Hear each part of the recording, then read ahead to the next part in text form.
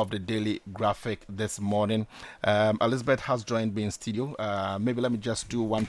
Okay, let me take you to the back page of the Daily Graphic, and of course, it's the graphic sports what they are reporting. Well, it says that how De La Fuente built Spain's golden empire.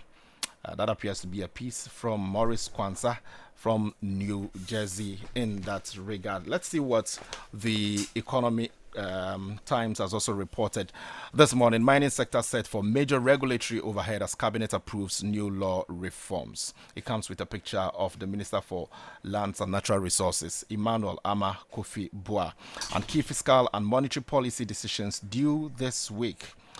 Tema Oil Refineries into expansion to meet 70% of Ghana's fuel demand. Comes with a picture of the Minister for Energy and Green Transition, Dr. John Abdullahi Jinapo.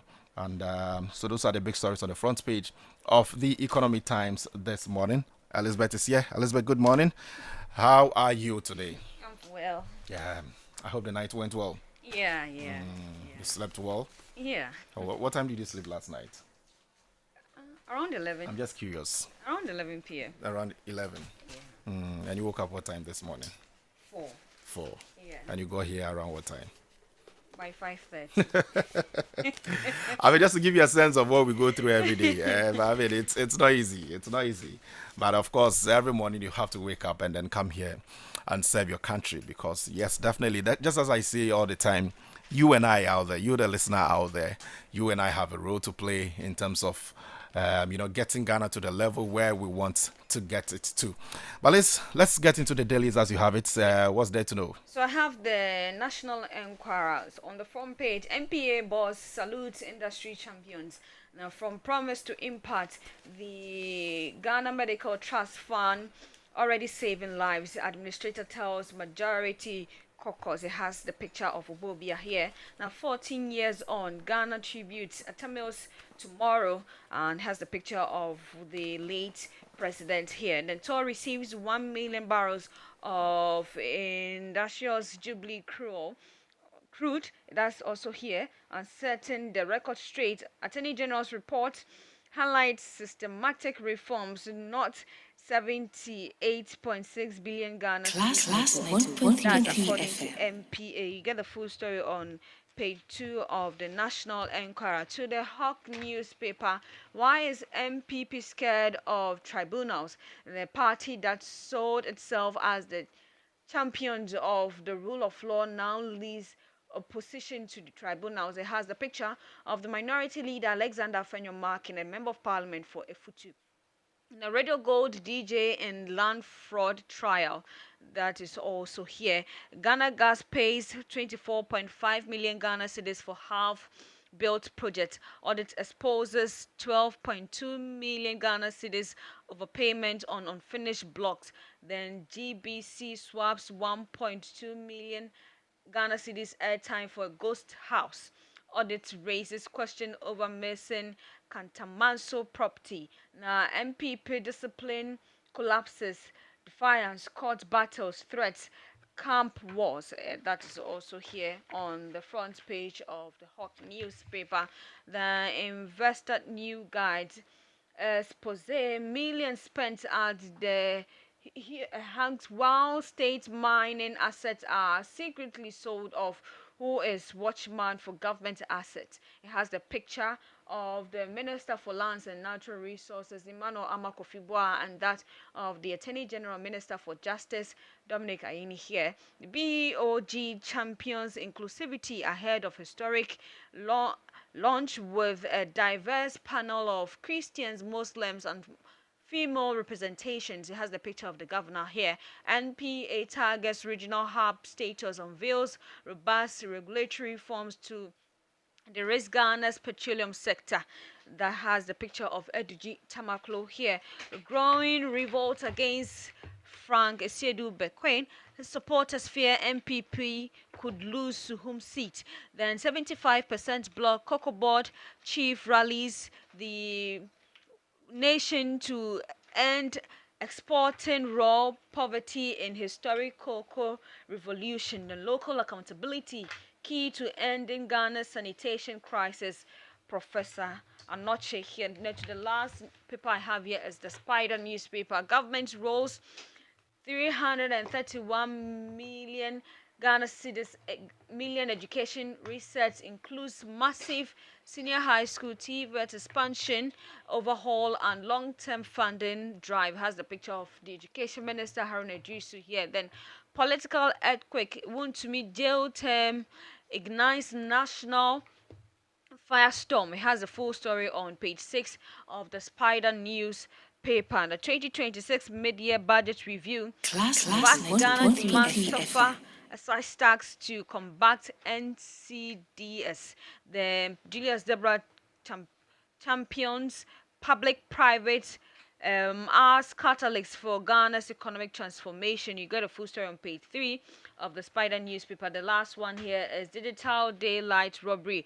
Thousand lose millions as Ponzi scheme collapses. That's all, Charles. Thank you very much, Elizabeth. Let's say Kusi But this morning, Dr. Desmond Kovianan. He's here. Which one is the Imperial? Which one is the Pussy you are Imperial. referring to I'm the pussy. No. Ekuti animnira. You are referring to me as a pussy. No, good morning.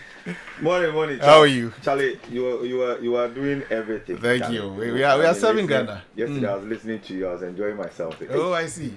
Charlie. Oh, stars. Oh, stars in the house. You know, right? I like that one.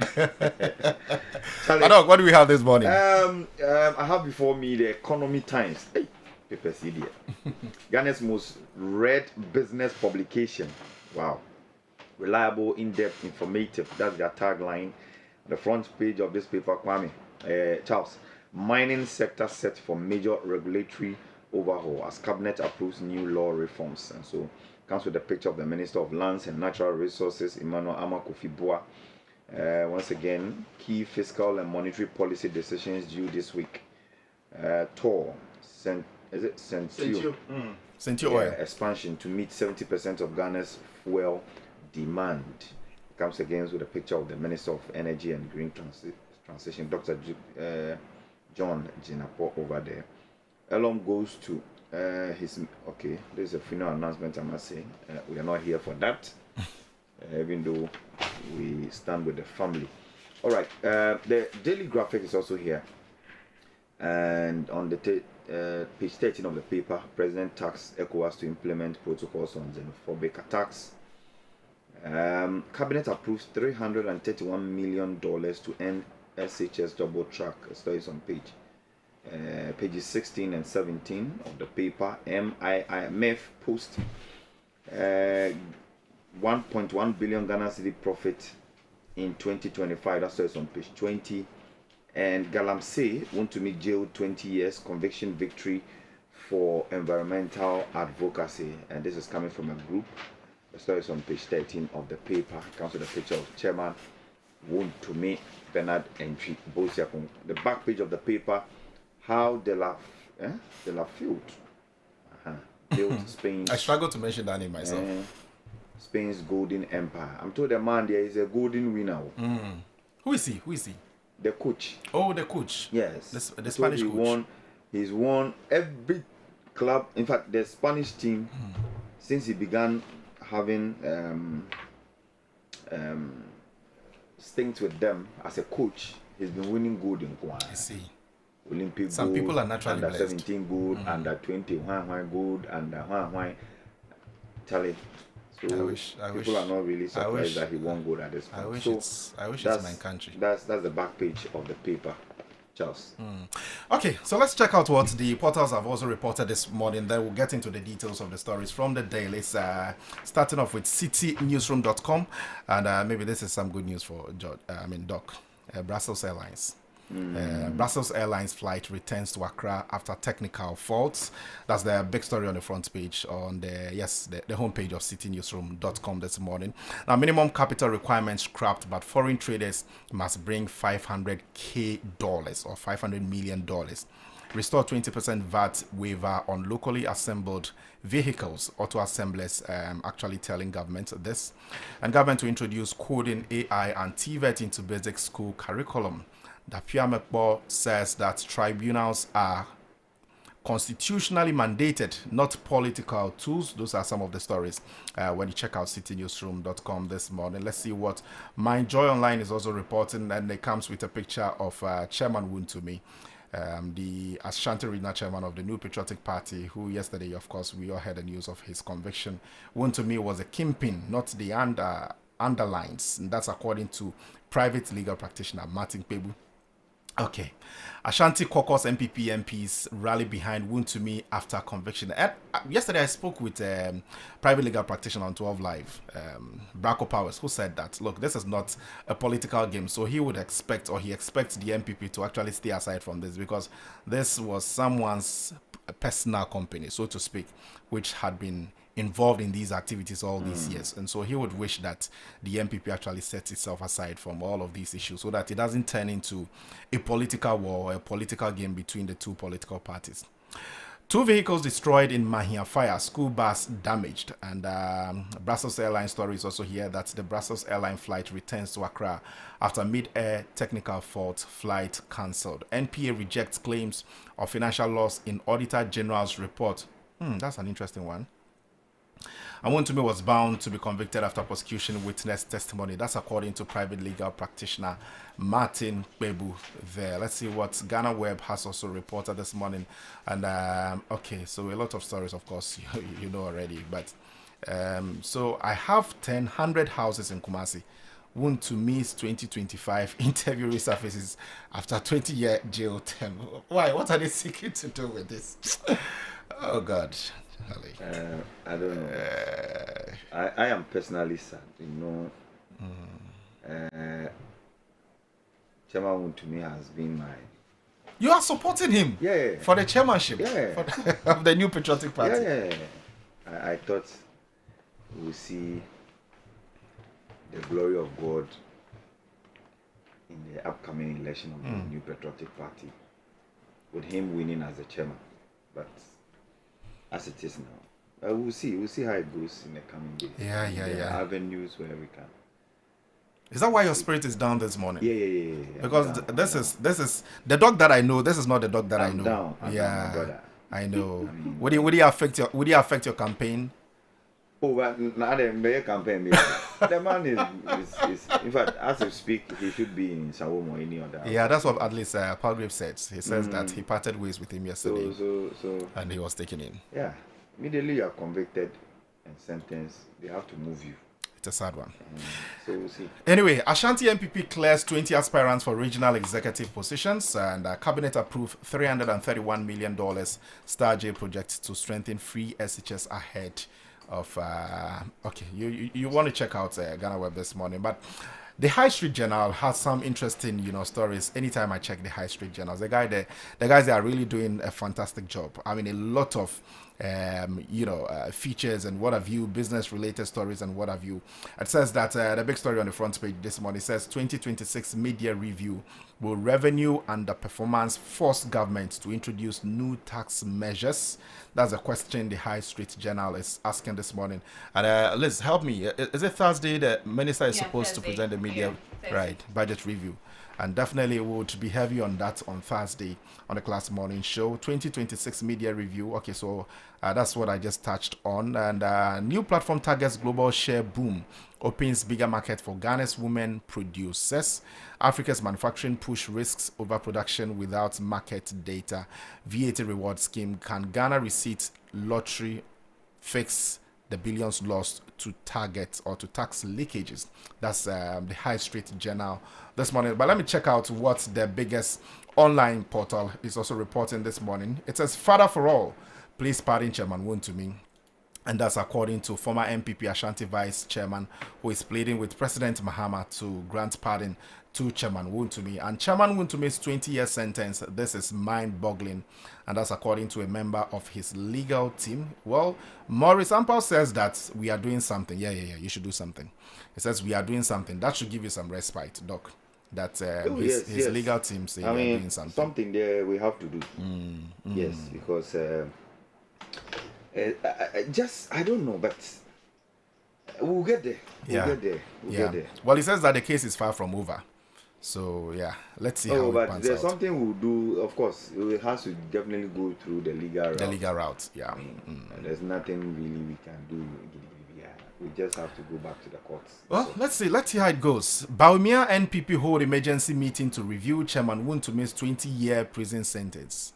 That's an interesting one. So when you check out Class FM online this morning, a lot of stories on Chairman Wontumi. Chairman Wontumi jailed 20 years, of course, yesterday. That story is also there. You want to get the details when you visit the biggest online portal in Ghana, classfmonline.com. And there's something about classfmonline.com. Doc, anytime you check out classfmonline.com, it's loaded. oh yes, It's loaded. Oh, And yes. it's not like some of the websites that we know. at all. Anytime you check out classfmonline.com, you realize that the stories you have there are very, very new. Of course. Yeah, and Fresh. we serve you the news. Fresh. serve you the news. Because our reporters and our people on Solid guys. solid I team. mean, Yeah. the research and I'm nodding. I know. I know. It's not the usual. Yeah. Pick and paste, No. But if you have PhD holders like Elizabeth and co, What you say? and the Yes, Lewis so and Charles, co. a Anyway. quick story about the SHS, the center spread of the paper, the Ghanaian, the Daily Graphic, I must say, has a picture of the Minister for Education here, the Honorable Haruna Idrisu, throwing some light on the cabinet approval of the $331 million facility, which he's given indication that will be considered in the House today. And so the story here is that Cabinet has approved an infrastructure program of about $331 million to expand access to senior high schools in order to end the double track. So that's the focus, is to end the double track system. But that thing is still there. It is, which is the reason why the minister says that we should give him a year maximum to end the double track system. It's still there. Because It's a conversation I've been hearing. Yeah, so I know some senior high school folks within my area. One tells me she'll be coming home sometime September. Okay. And the other says that she'll be going to school in September.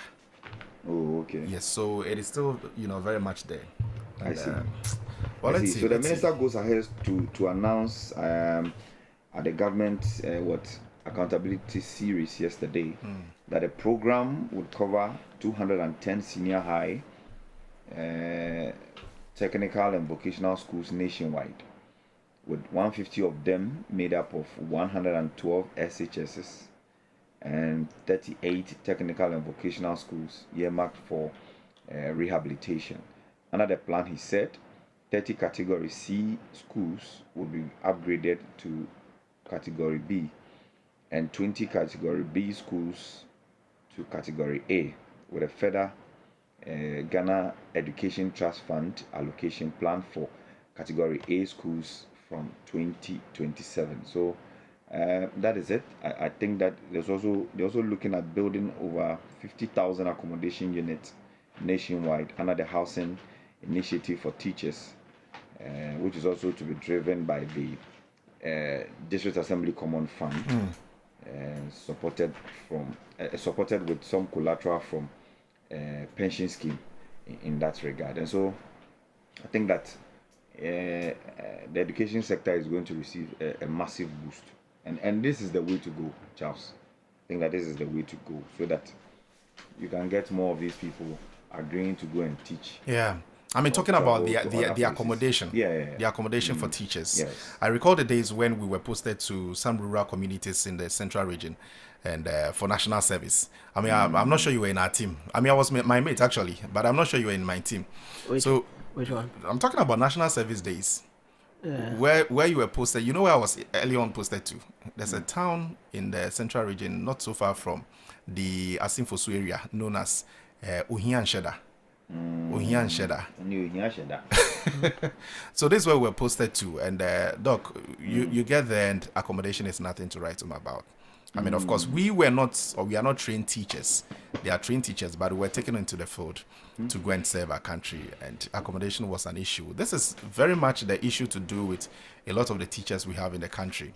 when their postings come out and they have to go and fight for their own accommodation, which is even non-existent in the first place in the areas where they've been posted to and all of that. So I think if government wants to construct accommodation for teachers, it's in order. Yeah. What more do we have?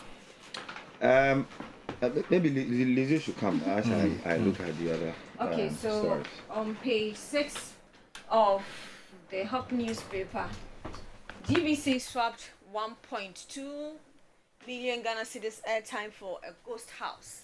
All this raises questions over missing Kantamanso property. So the Ghana Broadcasting Corporation is facing pressure to recover more than 612,500 after the audit uncovered that a company failed to deliver one of two houses promised under a barter between the agreement involving airtime worth 1.225 million Ghana cedis. According to the Auditor's General report, GBC entered into a barter agreement with a multiple company on October 15, 2015 to exchange advertising airtime for 2 units of 3-bedroom houses at Kantamanso. The agreement valued the airtime provided by GBC at 1,225,000, inclusive of a 40% markup, with the developer required to complete and hand over the 2 houses within 4 months of signing the contract. However, the audit revealed that while GBC fulfilled its side of the bargain by providing the agreed airtime, multiple ideas failed to deliver the full property commitment. The company delivered only 1 3-bedroom house, leaving the second unit outstanding nearly a decade after the agreement was signed. The Auditor General criticized the delay and urged GBC management to take immediate steps to recover the value of the missing property. The recommendation means the developer could be required to either complete the outstanding house or pay back the equivalent value together with accumulated interest dating back to February 2016. The finding raises fresh questioning about the management of commercial agreements involving public institutions and the need for stronger safeguard when state assets and services are exchanged through barter agreement. The Ghana Broadcasting Corporation, Ghana's public revenue, including advertising and airtime sale to support its operation alongside government funding. The Auditor General's report urged management to pursue recovery measures to protect the financial interests of the corporation and ensure that public resources are not lost through unfulfilled contractual obligations. So this is a finding by the Auditor General's report. Okay, let's see how it goes. So What more do we have? So MPP discipline collapses, defiance court battle threats campaign wars. The New Patriotic Party is facing its deepest internal turmoil in years, with accusations of indiscipline, open defiance, and a breakdown of authorities threatening to tear apart the opposition's party machinery ahead of the 2028 general elections. A bitter leadership crisis has erupted within the party, with senior figures openly challenging directives from the national leadership, the constituency election descending into dispute, and party disciplinary processes being dismissed as kangaroo courts. The latest flagship is the outspoken MPP communicator Kwame Bafo, popularly known as Abronye, to appear before the party's disciplinary committee after being summoned over alleged breaches of party rules. Instead of submitting to the process, Abronye DC has rejected the committee's authority, describing it as a kangaroo court and insisting that he will not subject himself to what he considers unfair hearing. His stance has fueled concerns among party insiders that discipline and respect for institutional authorities are collapsing within the MPP. So the party at war with itself. The escalating dispute have created an image of a party struggling to maintain discipline after losing power in 2024 elections, with senior members questioning disciplinary structures, regional leadership challenging national directive, and grassroots elections becoming a battleground. The MPP faces a major test of unity. Political watchers say that the party's ability to rebuild the present itself as a credible alternative government will also depend heavily on whether it can restore internal order and enforce respect for its own rules. So this is also a story by the Hawk newspaper on MPP discipline collapses, some internal issues that they are facing. And especially going into the 2028 election, they need to put their house in order. Yeah. Because if all of these things play out, prior to the 2028 election and it's not checked, it would have repercussion effect on the party. Doc? Yes, once again, President Mahama tasked ECOWAS to implement protocols on xenophobic attacks. I think President Mahama is currently at the at the ECOWAS summit. Yeah. Summit, yes, and he made this pronouncement. President Mahama has raised alarm over recent xenophobic attacks on African nationals in South Africa, describing the killings of Ghanaians and Nigerians as a matter of urgent concern to the continent. And President Mahama goes ahead to make the point that African liberation was achieved through solidarity across our borders. We must never allow that proud legacy to be weakened by intolerance and actions of small minority, he said. And so it goes on and on and on and on. I mean, Charles, the president is talking tough in that regard, admonishing the members to ensure that they implement the protocols on the xenophobic attacks. And I think there was a petition submitted by Ghana's delegation, so to speak. Exactly. Okujetua Blakwa and President Mahama. Which delegation, which report, or which petition has been adopted by the ECOWAS Commission? But I just don't understand why we make some of these things to happen over the period, criticize the regional bloc, I mean the continental bloc. It's a regional bloc, that's ECOWAS.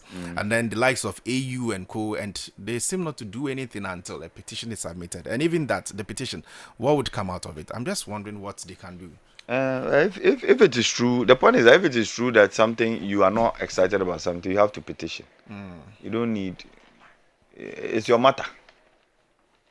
So it's in order that we have petitioned. So we'll see how it goes from there. At least South Africa says it's not true. The videos and all of those things that we are seeing on the internet are not true. So you see, that is why the regional bloc itself cannot get up and go and take the matter up as though they are clothed with all the evidences. And so if you allege, you have to bring the evidences to them so that they will sit on the matter. I mean, for me, it's procedural, and so that is the way to go. Other than that, like the way South Africa is now saying that it's not true, it will be interesting. Ghana would now have to gather its facts and make that strong case over there. There was a post I saw on social media and I laughed. So I think it was one of the international media platforms that reported that Ghana had reported South Africa to ECOWAS. And the comment section was flooded with comments from South Africans, obviously from the kind of comments that I read there. And then there was this Nigerian who said, "You did joke. It's a baton race. After Ghana would pass the baton to Nigeria. They will also race with you in that regard." Well, anyway, there's a story here once again about my own Bernard Ntribo-Siakon. This is coming from a group, Wontumi Conviction Victory for Environmental Advocacy. Oh, there's a group already. Yes, and I see your friend's name featuring in there. Who is that? Daryl. Daryl Bosu. Yesterday I called him, Mr. Daryl Bosu. Yeah, good morning to you. And I called him yesterday. He seems to be very excited about. I called him, sir. Yes, it says the story here says prominent environmentalist spearheading the Ghana Coalition Against Galamsey had described a 20-year custodian sentence handed down to Ashanti Regional Chairman of the New Patriotic Party NPP, Bernard Ntribo-Siakon, over illegal mining activities as a key milestone in winning the fight against the canker. So it goes on and on and on and on and on. And speaking on the Daily Graphic, speaking to the Daily Graphic yesterday, separately after the ruling, the convener of the GCAG, Kenneth Ashibe, and the Deputy National Director of Environmental Watchdog Outfit, Rocha Ghana. Rocha Ghana. Okay. Daro Bosu said the judgment was a strong signal that the government was ready to deal with the so-called kingpins behind the menace. While hailing the judgment as a major victory for environmental protection, they stressed that it must become the standard for dealing with all other perpetrators of galamsey. So that is it. I'm hearing Ken Ashibi also saying that 20 years is not enough. Yes. But a lot of people, are making the point that it was even not enough. But Charlie, the maximum you could give is just some 25 years. So, and don't forget that there was some plea mitigation going on, plenty. So I'm sure the trial judge had to temper justice with mercy, considering all other conversations or plea that was put before her yesterday during the plea mitigation forum. I mean, I'm sure a lot of things might have gone on in her head to have considered that sentence of 20 years to Chairman Wontumi. I mean, a friend of mine called and told me that, I mean, he was in the court and the advocacy some of the lawyers made party. I mean, he wasn't surprised that the judge eventually, because you could clearly see the judge was going for the maximum. 25 years. Yeah. Wow. But a lot of, especially when it came to the plea mitigation, a lot of things were said about Chairman Wontumi. The fact that he's a first timer, he's a breadwinner, he has a lot of businesses. Of course, Chairman Wontumi is a breadwinner, and we all know that. He has a lot of companies, you know. He has a media house like this one. I'm just wondering what my own friend. You want to put out all those details? No, of course. But who doesn't know that Wontumi? Public space. Wontumi, everybody knows that Wontumi station, Wontumi radio, Movement TV, and all those subsidiaries are his businesses. Everybody knows solid money. Because of solid. I see. Solid money. He has businesses in line with that. You know, he has a security agency and all that. And so, and he has, especially when he has his own kingdom. Kingdom, of course. Hey, really? He has his own kingdom. He is the governor of Ashanti region, as he put it. You understand? Look, so a lot of things were said during the plea mitigation, which of course I'm sure influenced the judge's decision. It speaks to temper justice with mercy.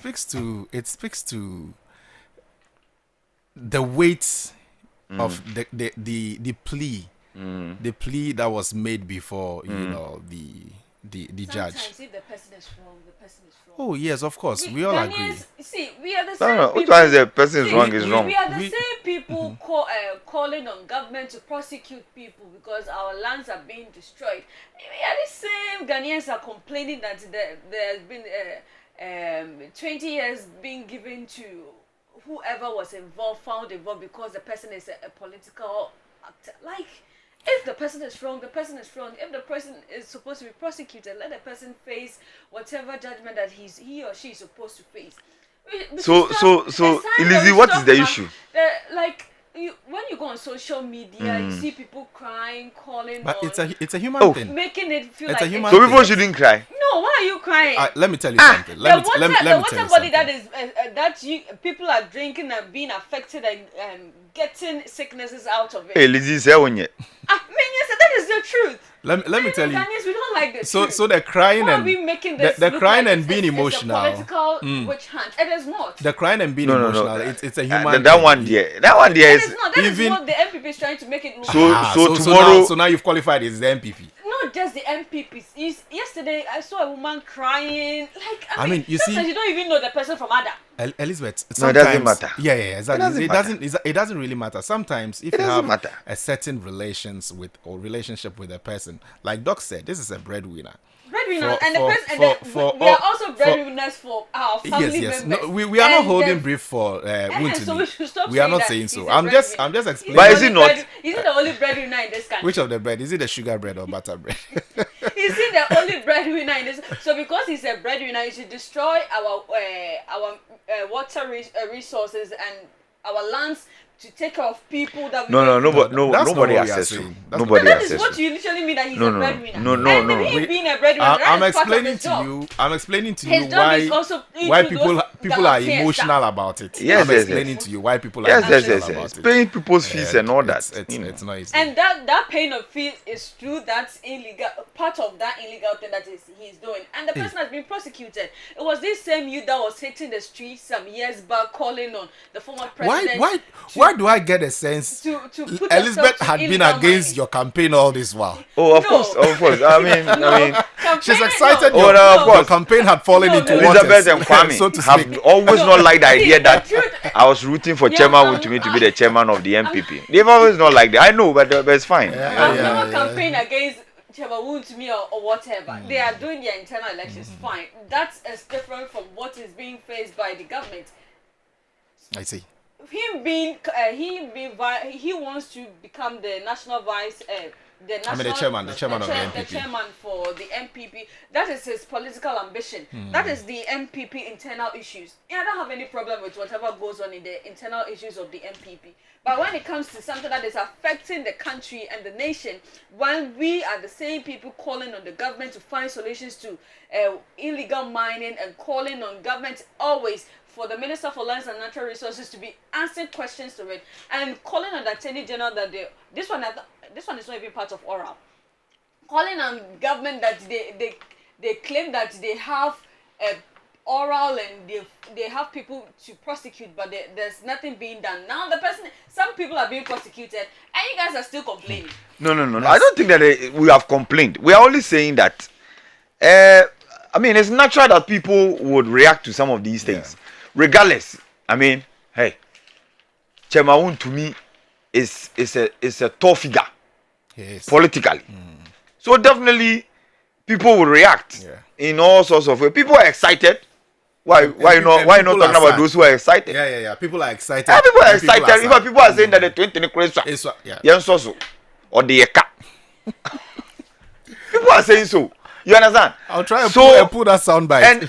And so it is important that those who also want to mourn or feel bad about it, I mean, we allow them to go through that phase and not to overly I don't know the expression to even give to that. I mean, overly hate them and say who here say will be soon and stuff. No.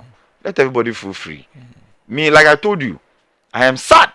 Yeah. I am sad. And it's visibly seen on It you. is not to say that I support his dealings as a galamseya. Now we can say that. Because the court is saying that convicted. Yes, I mean, he gave his land out for galamsey works. And so it is not to say that I'm excited that he was, I mean, spoiling the water bodies and the creations of nature. You understand? But it's just that I wanted him to be the next chairman of the new patriotic party. To take the MPP to the next level. Exactly. In 2028. Did he know he had that ambition when he started going? Oh, you and I don't know. You and I don't know. See, He might have harbored that I'm trying to say that whatever you do intention. in the past comes back to bite you yourself, the individual that is involved. If you know you have a presidential ambition, you have any ambition of being the leader for a political party, you start putting things right before it gets to the day. Maybe for 10 years from now, 5 years from now, you want to be the president of the country. On hindsight, we have taken a cue. And that's what you Team Wontumi, we've taken a cue. But Don't worry. Let on hindsight. me introduce his aide, his personal assistant. Oh, is okay. here. He's here. He doesn't know him for anywhere. Please, stop He's a giving personal criticism assistant to people that to Chairman Wontumi. He doesn't know him anywhere. Please. Chairman Wontumi's Chairman PA. Wontumi is a wonderful You man. are- Is he you are welcome. not a wonderful man? No, I mean, his personality, we should separate his personality from, his activities. Yeah. He's a good man. I mean, You he's- separate it he's- and it's killing you. No, I'm saying separate it from the activities. Yes, of course, the activities according to court, No. he is guilty of it. But it doesn't mean he's not a good man. I mean, when you look at his heart and all that, do you understand? But me, Can I'm you just. look at somebody's house? There his things he does. Oh, clearly. I mean, when you What are you experience saying? the man, you know that. Hey, no, be a Juma ma wo ye bia. You think I he's mean- not a good person? And it's a good person. It's just I mean human nature that some Yes. people will be sad about it, especially his workers and all that. Of course. I mean he has people that he's helped and all that. So yes, I mean we wouldn't say that we are entirely sad, and we wouldn't also say that we are entirely Exactly, happy about it. exactly. However, this is what I would say, that the stage is set. I'm happy that I mean we now know that those who are into Galamsey will go to prison for 20 years or more.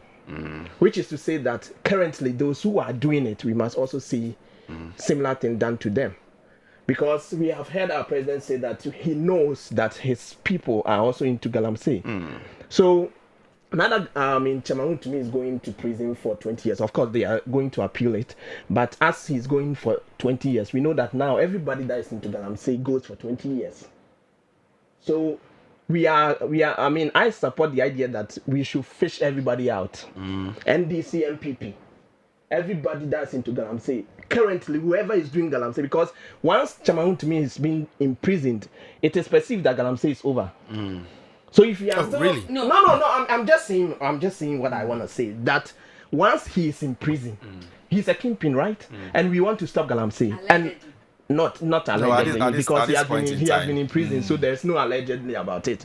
But I'm saying that once he's imprisoned and he's a kingpin, and this is to stop Galamsey, it means that we are going after the kingpins. So Galamsey should not be in Ghana again. It should be a thing of the past. So we should all go after the kingpins. Chairman Wontumi should not be the only kingpin going to prison. Everybody who is a kingpin must go to prison here in Ghana. If we really are serious about this, and I'm not saying that I mean what has happened to Chairman Wontumi is not in the right order or whatever. I would say that the wisdom of the judge, and also in the bosom of the law, if going to prison for 20 years is the right punishment, so be it. But then if this is also politically induced or motivated, then we are really heading towards something that towards a dangerous place. Yeah, but that conversation, whether or not it is politically tainted, for me, it doesn't even come up. I mean, the judge has given her ruling, unless we want to suggest that. No, I'm not even referring to the judge. The judge has given her ruling, Yes. but I'm saying that if we are very much true to what we want to achieve, then Chairman Wontumi should not be the only one in prison. Of course, I get that. So I yeah, get so that from now we conversation. should be seeing more people going to prison for involving themselves in Galamsey. Yeah, of course. We should be seeing the kingpins going to prison. In fact, some names have been mentioned already. We should be seeing people going to prison for that.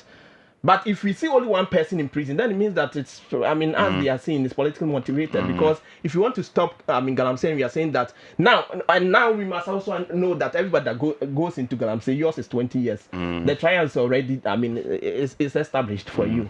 So it's not like you are going less the years that have been given. So every kingpin must go to prison. It's as simple as that. That is what I'm saying. Every kingpin, let's search them. Fish them out, go after them, and then send all of them to prison so that Galamsey should be over. But next year we shouldn't be talking about Galamsey in Ghana here. Is the political will there? What is political will about it? And especially, you see, I asked this question because there is and it's not just the NDC. It goes either way. It's MPP, NDC, all of them. So MPP has described this as political persecution against one of their own.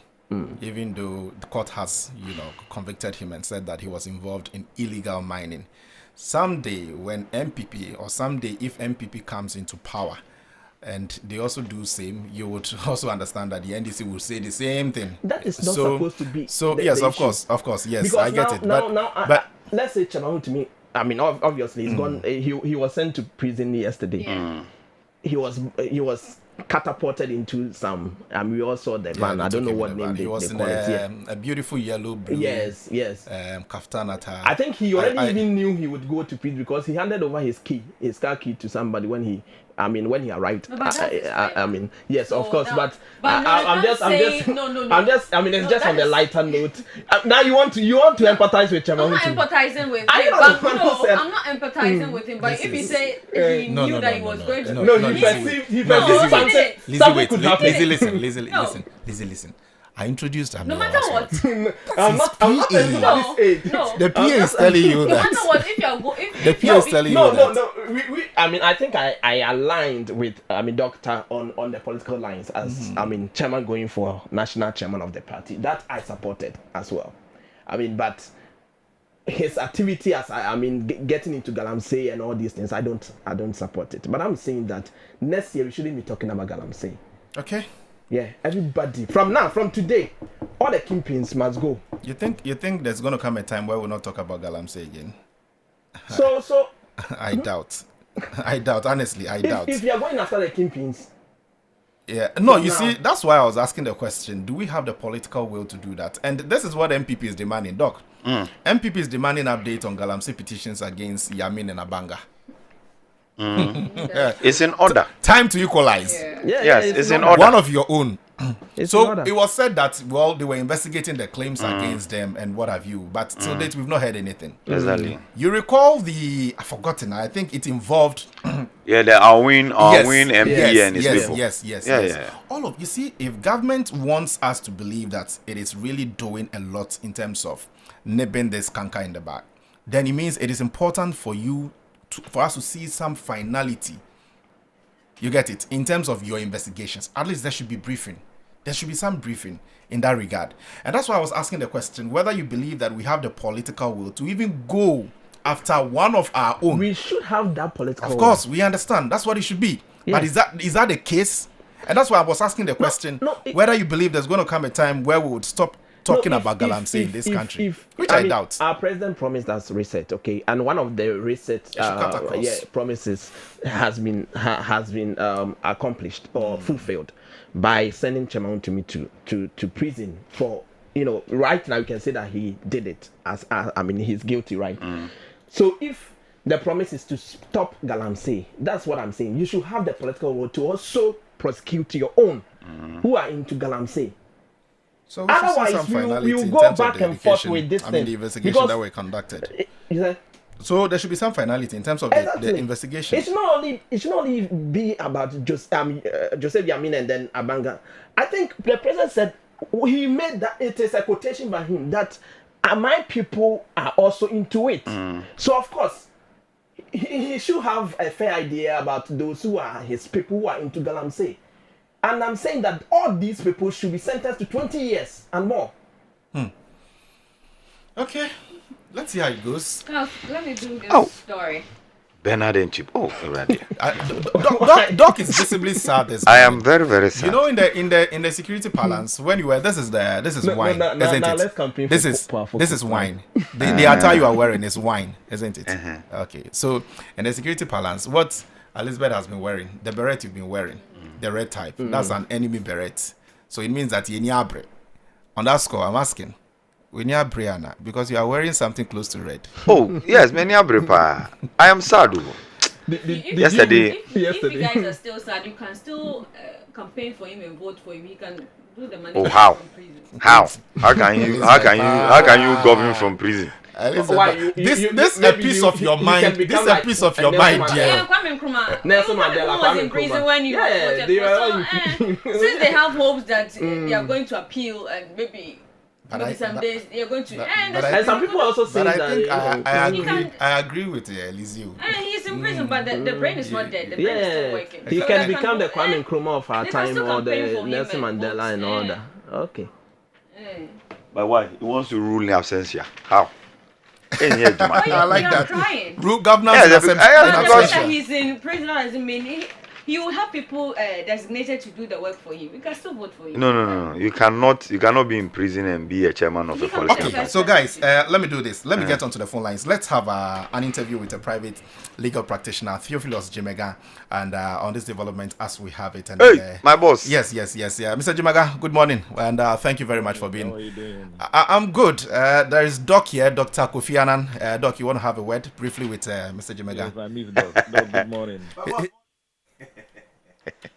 Doc, friends in high place. Boss, how you doing? I'm fine, Doc. My friend in high place. How are you? Okay, inshallah. You continue with Charles. Well, he says that your friend in high place. You are his friend in high place. And that's Doc. I know, Doc right? is my friend in high place. Mr. Jumega, so we're Yes. just having a conversation about Chairman Wontumi's conviction and a few things, that we are seeking clarification on from a legal perspective. First of all, when you heard of his conviction, I've heard, some people say that, well, we know that he will go into prison, but it wouldn't be it would be something minimal in terms of the number of years that would be given to him. But you are a legal practitioner, 20 years for illegal mining. What considerations would the judge make in order to reach this finality and hand him down 20 years to go behind bars? Good morning to your listeners. First, the law sets the punishment for an offense. And the law says that the punishment is between 15 years and 25 years. So the judge cannot go above it, cannot go below it. And in doing so, the judge has to consider a number of other factors, such as, judges are part of the society. They go to the same church like us. They watch the same news. They listen to the same TV. They have children who go to. They do the same things we do. So the judge is looking at, okay, the judge, this particular one, the judge said that the regional minister who came to testify on behalf of Wontumi said that this type of activity constitutes a national security threat within his region. So the judge wants to say that this is a national security thing which must not be taken lightly. Secondly, the judge will also look at whether this is a first-time offender, the demeanor, the general behavior of the person throughout trial. Then somehow, I always advise lawyers, I'm a young lawyer, but I always advise lawyers that your demeanor, your candor, your everything, because certain discretions that the judge must do judicially, there is something behind the back of the judge that you don't know. So your behavior also counts. So when you go and parading as if I am the best lawyer that had come from the best law school, and the judge is maybe from some village law school, excuse me, I hope you are understanding what I'm talking about. I do. Then the judge will be like, well, I have the duty of making this decision. Unfortunately, it is not the lawyer who will suffer, it's the client. So sometimes the behavior of judges, look, the changing of lawyer just before the submission, the final written address. Then after that, this other lawyer. Then when the lawyer even agreed that the ruling the judgment should come yesterday, you sent a letter to say, Aumbia. Some of those things are normal human beings. No matter how cool you are, you will get upset somehow, or you'll be irritated somehow. That might also come in. Nobody knows. I'm not saying that came in. Nobody knows. So those are some of the things that we need to consider. I gave an example of a Zaneto. When a Zaneto case went to Supreme Court, this is a woman. We are all asking for women in politics. This is a woman, daughter of a former president, going against a man, a retired officer, who has gone to parliament 2 times. Assuming Zaneto has lost that case, do you think a girl in maybe my village will consider if I enter politics? You say, even a medical doctor, Rawlins's daughter, couldn't make it, and me. So at the back of the mind of the judges, they will consider some of these things outside the law. I see. But it's you raised a very important issue there. The conduct of the lawyer sometimes, would also come to play. I want to find out why that matters in terms of giving a ruling on an issue. Shouldn't really, the ruling that will be given rather sit with what must be the case, so to speak, or in tandem with what the Constitution says? Why should a judge even consider the conduct of a lawyer in the first place? No, I am saying that sort of thing is called inarticulate major premise. It is not a major one. Assuming that your wife is Dr. Annan, assuming Dr. Annan is a woman, is your wife, then you had an issue with Dr. Annan at home that morning. It was heated. to court, and the first case you have, and the suspect or the accused person is Dr. Annan, what will come to your mind? Oh, no, not another Dr. Annan. That will be the first thing you will say, no matter how well trained you are. But you can't say it publicly. But in your mind, you'll be like, oh, no, not another. Is that how all the Dr. Annans behave? Oh, the one that I got at home, I think you should pay for it. We are human beings. Okay? You have all within the law. That's what I'm saying. Within the law, navigating within the bounds of the law, somehow to wriggle A or B and to stay within it. Some of these things come to play. I see. Okay? Yeah. Now there is the call by the MPP and with some members of the party in the Ashanti region urging President Mahama to grant him presidential pardon. We've also heard from some legal persons within the party saying that, well, the issue is far from over, even though a judgment has been handed down in that regard, but the issue is far from over. At this point in time, what options are there for Chairman Wontumi's legal team, even as they journey this route in terms of battling it? And what outcome do you think that, when they are able to battle it, they can arrive at, or the court can actually grant them? Number one, let me say good morning to His Excellency the President and the family for the good work he promised, he delivered. Look, how will Ghanaians take President Mahama if Wontumi is just granted pardon? That won't happen during the tenure of President Mahama. I don't think so. Yesterday I took a Uber and the guy was playing one of the radio stations and I wanted to play devil's advocate. And I said, look, I don't do politics as such, but don't you think that this thing about Wontumi, the guy nearly, for lack of better word, nearly devoured me. Why? What are you talking about? Then the guy asked me, do I know the flooding that happened recently in Accra? Do I know that it's because of politicians that all these things are happening? Did I see Wontumi when dollar was high, was displaying gold? What am I talking about? And did I remember Samurai Boy got flooded as well? I shouldn't say that at all. Or did I also benefit? I said, no, I'm only saying, and I had to quell quickly because the guy was so much angry about some of these things. That is an ordinary person, maybe on the trottoir from Circle to Medina, saying these type of things. Then you should expect that the president will say, I'm granting pardon. That will be disastrous. At least this current regime will not do.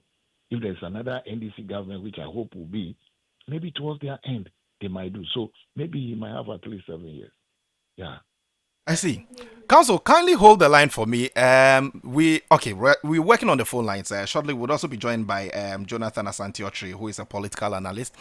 So, Council, are you saying that the case, as it is now, is cast in stones? There are no options for the legal team of Chairman Wontumi? I wish persons who were making noise yesterday, particularly from the MPP side, would have read the judgment. If you really read the judgment, there was one particular one that the defense could not challenge the prosecution. And if you do not challenge the prosecution, it presupposes that you have admitted it. So if you admit something, what are you going to challenge about? What are you going to appeal against the admission for? What are you going to challenge? You can't challenge anything. You admitted. So what are you going to challenge? That is one big hurdle they need to cross. I think the first thing they should be thinking about is appeal for reduction in sentence from 20 to 15, maybe. But that is also a tall order. Then I also heard them talking about transfer assignments. That I have just about 30 seconds for you. Transfer assignments. I mean, because there's no written document, the judge dealt nicely with it. Go and read the judgment. Well written. Yes. Okay. Council, let me thank you for your time this morning, and definitely the conversation would go on, but we are grateful for your expert analysis this morning. That's Theophilus Jimega. He's a private legal practitioner. Let's still stay on the line and speak to Dr. Jonathan Asante-Otri. What we want to find out is whether Wontumi's conviction can have an impact on the party, especially with him vying to be, the chairman of the NPP, the New Patriotic Party in itself. Mr. Asante Oche, good morning. Thank you very much for being a part of the program. First of all, politically, could this okay, unfortunately, we lost Asante Oche Doc there. We'll still try and raise him on the phone lines and have the conversations with him, because really we want to understand whether or not he's been described as a colossus within the party, the New Patriotic Party. And so his conviction now, or he being thrown behind bars, would it have any impact at all on MPP, and especially going into the 2028 elections? Mind you, Chairman Wontumi was vying or standing for the position of the chairman. Dr. Asante Oche, good morning. Morning. I understand you have some short period to spare with us on the morning show this morning. But first of all, what I want to find out from you is whether or not the conviction of Chairman Wontumi would have any impact on the fortunes of the New Patriotic Party, even as they go into the 2028 elections. Well, let me say good morning to yourself and to your listeners. Impact on the New Patriotic Party.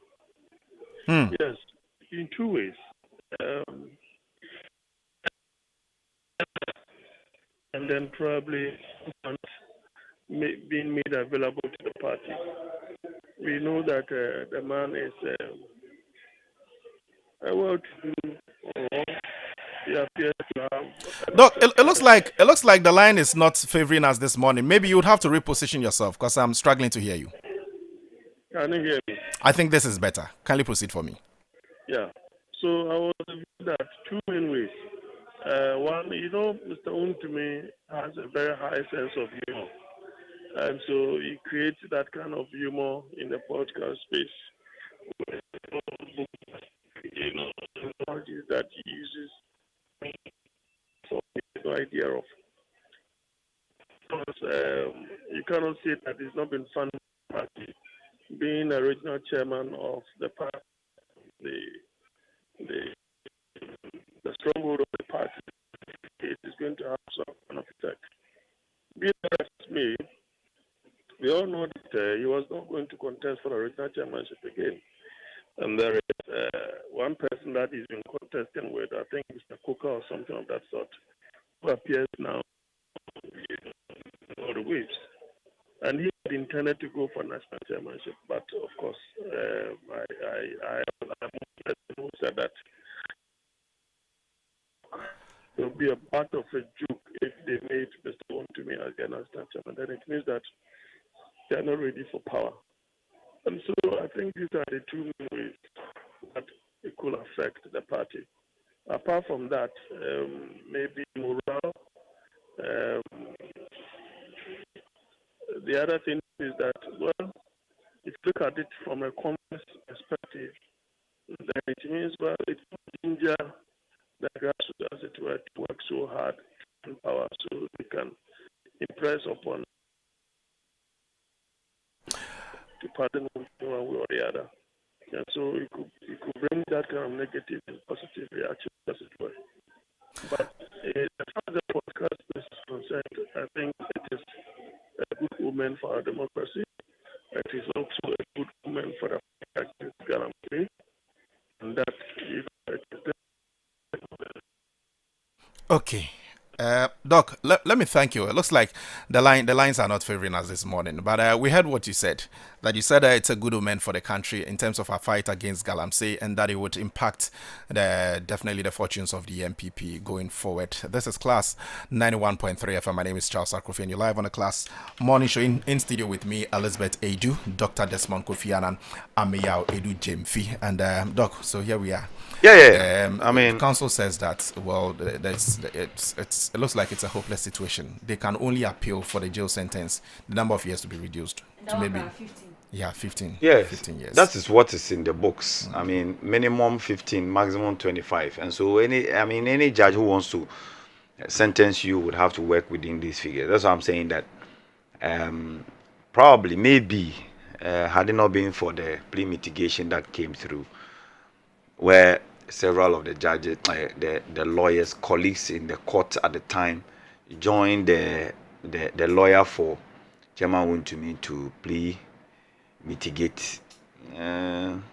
maybe the sentence would have been the maximum. Yeah. So, He said those I calling mean, for presidential pardon, please. yes, I mean that's also an avenue that can also save him. But I'm not sure This that current government this will- regime would attempt doing that. I mean, unless it is very, very extreme.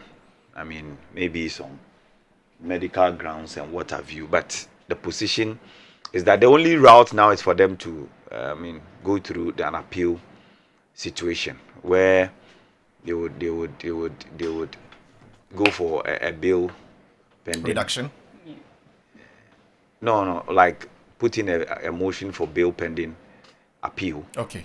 And then if it is granted, and it has to be strong enough Yeah. for the judge to consider granting that bill.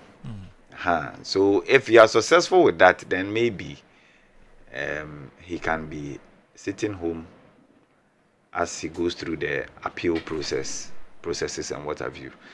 So at least for a while. Then maybe the sentencing regime may reduce. Who knows? Actually, it will be politically suicidal for the president to grant Chairman Wontumi He would- pardon. They should leave him out of this issue. The way Elizabeth has been so hard on Chairman Wontumi. No, they should Oh, leave but the president out of if on medical grounds I he's mean- unfit, why? He's unfit. We've heard. But They at have least a not hospital. now. It wouldn't happen. Which one is now. the not No, now? I'm talking about now. As in, he was just taking in So yesterday. why? think- Yes, He's yes. a human being. His health can deteriorate. It's not an option. Within the at all. short, no, no, within, no, within, no, no, within no, the no, short no, no, period, no. I am not saying it's an option. I am Yeah. saying that it's possible. it is possible. It's No, not it's possible. not. It's not possible Especially- under I- this it's regime. not No, possible. No, They I'm should saying, even I'm not try. saying, It's not. I'm not even saying it's No, not but the possible under presidential this pardon regime. is the prerogative of the president. Exactly, Why are you exactly. even But thinking it's for not Mr. possible. President? It's not possible. It is not possible. Because I am part saying- of With their the, with the campaign- I'm saying. magnitude Part of their this case. Don't mind them. Part Okay, of their guys. campaign of Okay, the guys, president hear me out. was to help stop this illegal mining The way activity. Lizzie has And charged on somebody this has issue. been arrested and Me, the me- president. Hey, you ask think them the them president will cranny, pardon Lizzie. him But once Lizzie- they know that they are going to contest just The 2028 No, but- election. But, No, but the point is you've that taken the issue personal. if he is given Her waters might have been. no, but you see the point is that even if he is granted presidential pardon, People were arrested. the only thing is that his freedom will now just be given back to him. Yeah. But all other issues surrounding this matter will still be on him. He will still remain as an ex-convict. But it will also I be, am saying- it will also be that if that is an impossible if the president grants Chairman The president is Wontumi not pardon. going to do that. In fact, I think the NDC will be in opposition for another 100 years. Oh yes. Mind you, this is just one of his cases that Okay. is in court. Though. Okay. Hey. Yeah, The there's rest are to come. the Exim Bank and all of those issues. I'm are just still reminding there. you that this is one of his Send cases. a plea bargain. So just We imagine are Guys, But we should other also years. forget that Chairman has been fined, and if he's not able to pay, They'll add another- they will add another 3 3 years. years. 3 3 years. to the 20 3 years. years. But that's even a chicken change. About the money. If it's about Oh, money, $120,000. I mean that one there. If it's will about be- Ghana money, cedis if it's about money, you have it. Yeah, and in fact, he's supposed in total he's supposed to pay like 300,000. You don't forget that the Akunta mining is Yeah. 180,000. Was convicted Yeah. and sentenced on that. So, and we know Akunta mining is him. I mean, At this rate, the corporate it's view only- has been on. It's only prophecy that can take Chairman out of prison. please, let me So we do this believe in story. that too. I'm- So if I'm saying, so if I, I'm not saying um, pardon. I'm saying prophecy. It's guys, only let's prophecy that let's can let's take him let's out. look at but the some prophecy other would have to stories. come. It will have to come Our through time an is action, almost up. and Let's that look at- action is pardon. Let's eh? look at some other stories. Yeah, let me do the story before we leave, because tomorrow, Wednesday, July Yeah. 22. Atamils? Atamils, Yeah. yeah. I'm interested in that story. So it's not. I want to read this, Hmm. not for politics, not for the party, but for a man whose quiet leadership left an enduring mark on the nation. It will be an occasion to reflect on the life and legacy of a leader whose style of governance and personal values continue to attract public attention across political and social divides. It has been 14 years since Professor John Evans Fifi Atamils passed away while serving as President of Ghana on July 24, 2012. More than a decade later, his memory continues to evoke admiration among many Ghanaians This year's commemoration carries renewed significance as citizens reflect on the values that defined his public life: integrity, humility, peace, and an unwavering faith in God. A presidency marked by calm leadership. He was known as the Asumdrehene, meaning Ghana's king of peace. If there was one word that has become closely associated with Professor Mill's legacy, it is Asumdre, peace. At a time when political tension frequently shaped national discourse, he consistently appealed for dialogue, tolerance, and mutual respect. His leadership style reflected restraint rather than confrontation, earning him the officiate title Asumdrehene, meaning king of peace. He was well known, and I came to serve continues to resonate with many Ghanaians and remain one of the defining statements of his presidency. So this is 14 years already. Yeah, 14 years old. Wow. Yeah. It feels just like yesterday. Yeah. Yeah. It Very feels just surreal. like Asumdrehene. Surreal. Yeah. Yes. Doc, what do you remember him for? Oh, Inyanidze. Yapasumdwe. That's what I remember him for. I mean, very calm disposition. Undoubtedly, he would have been one of the best presidents ever to have ascended the presidency. But nature had its own. I'm getting indication here. Some That- texters say we are off. Okay, so it says off air. Okay, technical. Technical is handling. I understand technical is handling it, but I don't know. You've not texted from where you are. Okay, but you are enjoying the conversation, obviously, and you don't want to. Okay, back now. Good. Yeah, Doc, proceed. Yes, I'm saying that. I mean, undoubtedly, he would have been one of the best presidents that ever ascended the throne. Unfortunately, nature had its own arrangement for him, and so. I mean, like I said, Ehenzi Apasumdwe has always been one of the things that I always remember him for. I remember that unannounced visit to the customs, to the Tema port, that customs division. Hi, it was brutal. It wasn't easy. It was brutal. But he was a good man, and I mean. 14 years on. Yeah. Wow. Tomorrow. It was just like yesterday. 14 years, just like yesterday. Wow. And I recall when he mounted a public podium and his palm was showing, and all of the conversations about the president is unwell, and the president had to, jog for a moment, kick a ball. I think that's the only thing I remember of him. The jogging. No, when he landed at the airport, and there were speculations that he's not well. He's not well, so he had to jog to prove a point to people that, that's the only thing that I think he's one of, like he said, he's one of the best that has ever happened to Ghana. One of the best that we can think of. I mean, in terms of, a man that got to into the presidential throne and did his best, though, but also showed us that he could still be of integrity. There was also a video trending on social media where he went to the Tema port and he was actually speaking to some of the that's what Doc was referring to. Custom officers. He stormed the place. Unannounced. Is it not I think he was the after... first to have done that, or maybe yes. He's the first to have done that. We should be doing some of these things.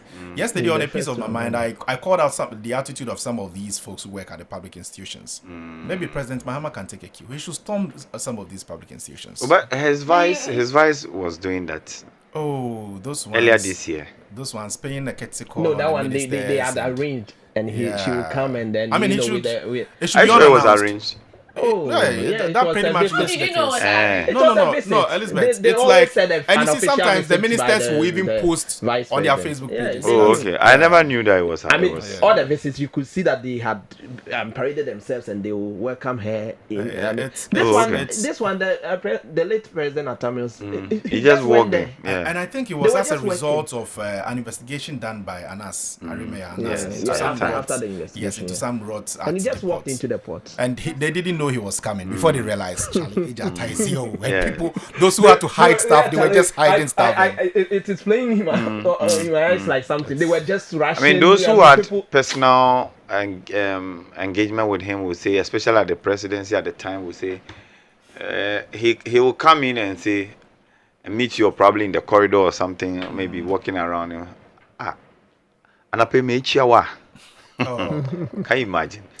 that's how humble he was. Yes. That's how humble As he a kind was. of president. And I see that a lot in his when brother. Charlie, listen to you some see, of the I see that amazing in the- stories told about him. I mean, I heard a story where I think he was gifted a house or something, and he said he doesn't need Such a selfless leader. He doesn't There's a need- lot to he actually said he take has out a from house. Why the do you life give him lived by another house President, and other? Yeah. President Mills of Blessed. Where's our former first lady? Nadu. Nadu Mills. I think we should be checking on her. I'm sure. She's here tomorrow. At the event. Yeah. Okay, I see. But kudos to President Akufo-Addo for also making sure that his his place, the memory Assembly Park, liaison. was It's well kept. Yeah. was well designed and well kept. And then let's applaud Kuku Ahindoho as well. I Yeah. mean, regardless of all his issues with his party, he also, in fact, he makes the point that he lobbied for the place to be re-engineered the way it is now, befitting of the president. And I'm happy that the NDC, who in fact he's a stock of, has also come back into office and still ensuring that the place is well kept, and then also keeping the memory of this man. What I don't really fancy is the seeming division that has characterized the remembrance of Professor former President Professor Mills. You know, Kuku Ahindoho has an entity dealing with his memory, and then the NDC as a political party. The Mills, Mills at a Mills At a Institute. Mills Institute. Yes, and then we have the this one too is something heritage something headed by. And then the family is also on the other And side the family too. Yes, the family is with the party. with the party. Okay. So I would have loved that. I mean, these two groups come together and always give a very good memory of him annually. But it's unfortunate. But I know that one day, who has will prevail, and we'll begin to have just one event.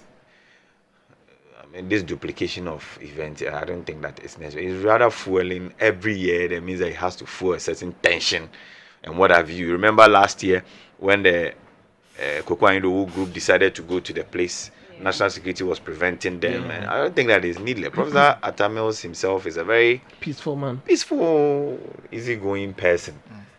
And most of the NDC folks themselves even blame him for some of the things that the position he took at the time as a president, that Charlie, yes, people have stolen, people have done all sorts of things against the state, but let's move on. Yeah. It's a new chapter.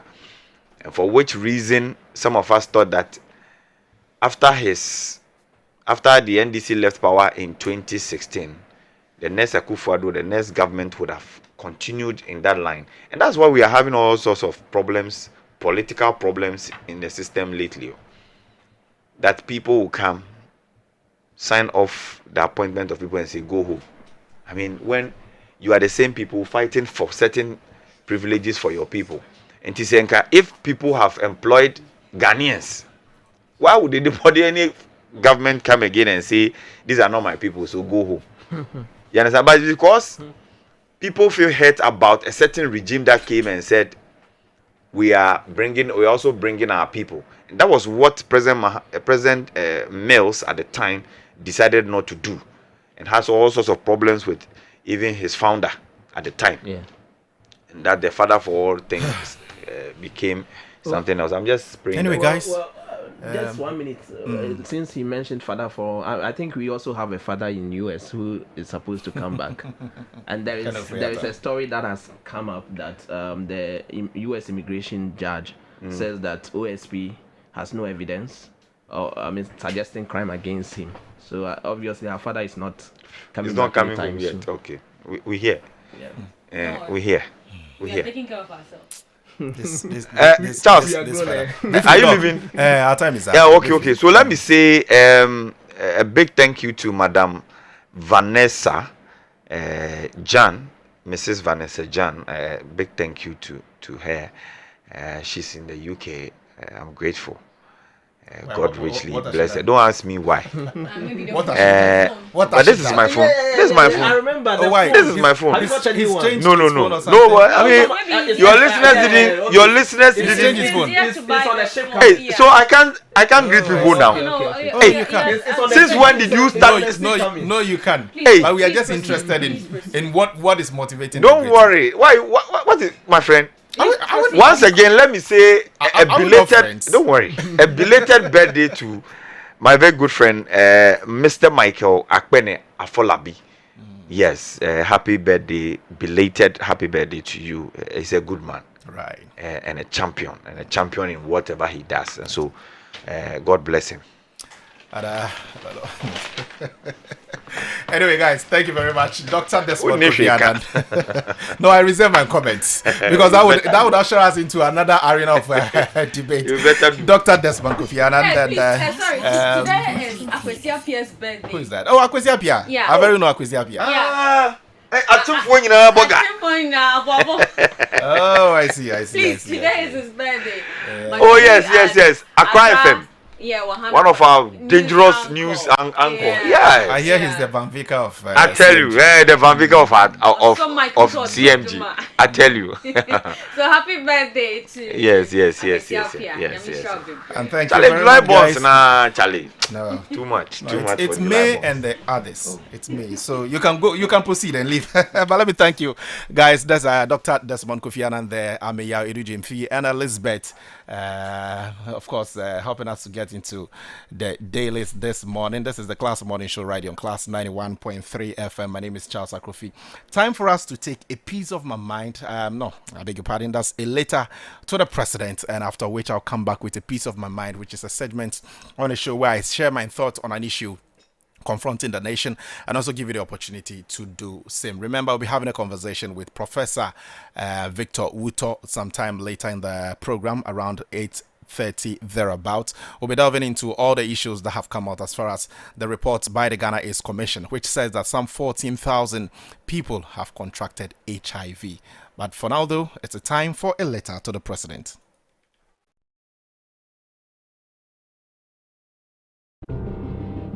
Mr. President, your recent indication that a ministerial reshuffle is imminent has renewed public expectation.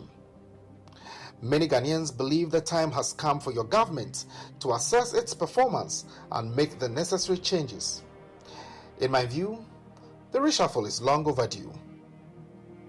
A reshuffle is not about punishing ministers. It is about ensuring that government remains effective, responsive, and focused on delivering results. Ghanaians entrusted you with a mandate to improve their lives, and every minister must contribute meaningfully towards achieving this goal. Mr. President, I respectfully urge you to make this reshuffle one that is guided by competence, integrity, and performance. Ministers who have distinguished themselves should be retained and encouraged to do more. Those who have failed to meet expectations should either be reassigned or relieved of their duties. Public office is a privilege, not an entitlement. Beyond changing personalities, this reshuffle should also be an opportunity to review the structures and approaches within various ministries. Some challenges facing the country require fresh thinking, stronger coordination, and ministers who are willing to take bold decisions in the interest of the people. Ghana cannot afford complacency at a time when citizens are demanding faster solutions to their everyday challenges. Mr. President, this exercise should also serve as a reminder to all government appointees that they are accountable to the Ghanaian people. Ministers must spend more time engaging with citizens, listening to their concerns, and ensuring that policies translate into real improvement in the lives of the ordinary people. The distance between government and the governed must continue to reduce. This is also an opportunity to inject fresh ideas and renewed energy into your administration by bringing on board capable individuals who can help drive your vision for national development. Mr. President, Ghanaians are less interested in the number of changes you make than in the messages those changes send. Let this reshuffle demonstrate that your government rewards hard work, values accountability, and remains committed to delivering on its promises. The decisions you make in the coming days could reinvigorate your administration and restore public confidence that performance is a standard by which every public official is judged. God bless our homeland Ghana and make it great and strong. Yours faithfully, Class FM.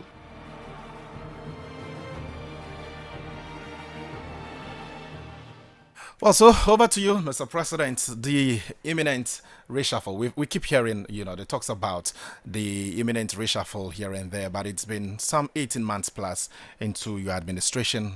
This is a piece of my mind. I mean, a letter to you, Mr. President, with regards to that development. Your people say that, well, they are expecting it. And it's not to serve as a punishment to any government appointee. It is only to ensure that you get the right people to help you in terms of your reset agenda. This is Class 91.3 FM, 0500,000 202 is a WhatsApp line. If you have anybody who is celebrating his birthday, you can send in the messages. Anything you want to tell us, as far as all the issues that we've discussed on this platform is concerned, you can also do same on that same line, 0500,000 202. It is now time for a piece of my mind.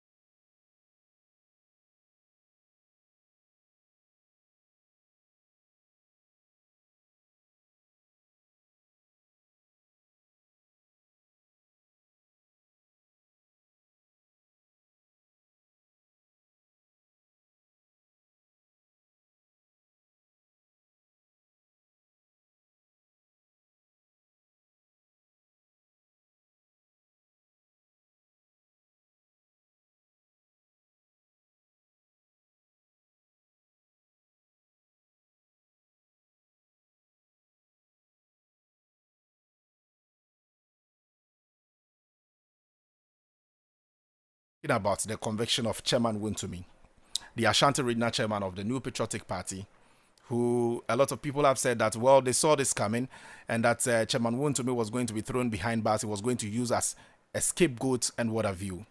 And of course, yesterday the news broke. 20 years has been handed him to go behind the bars. 20 years is not an easy. And now we spoke to Counsel Jimega, who says that really, if there's any option available to the legal team of Chairman Wontumi, it means that they can only appeal for the sentencing to be reduced. The number of years that have been given to him, they can only appeal that it's reduced to maybe 15 years because the law permits 15 to 25 years. So just put yourself in that situation. If you find yourself in that situation, and this morning I'm talking to you, the public official, you're listening to me now. Yes, you. I'm talking to you this morning.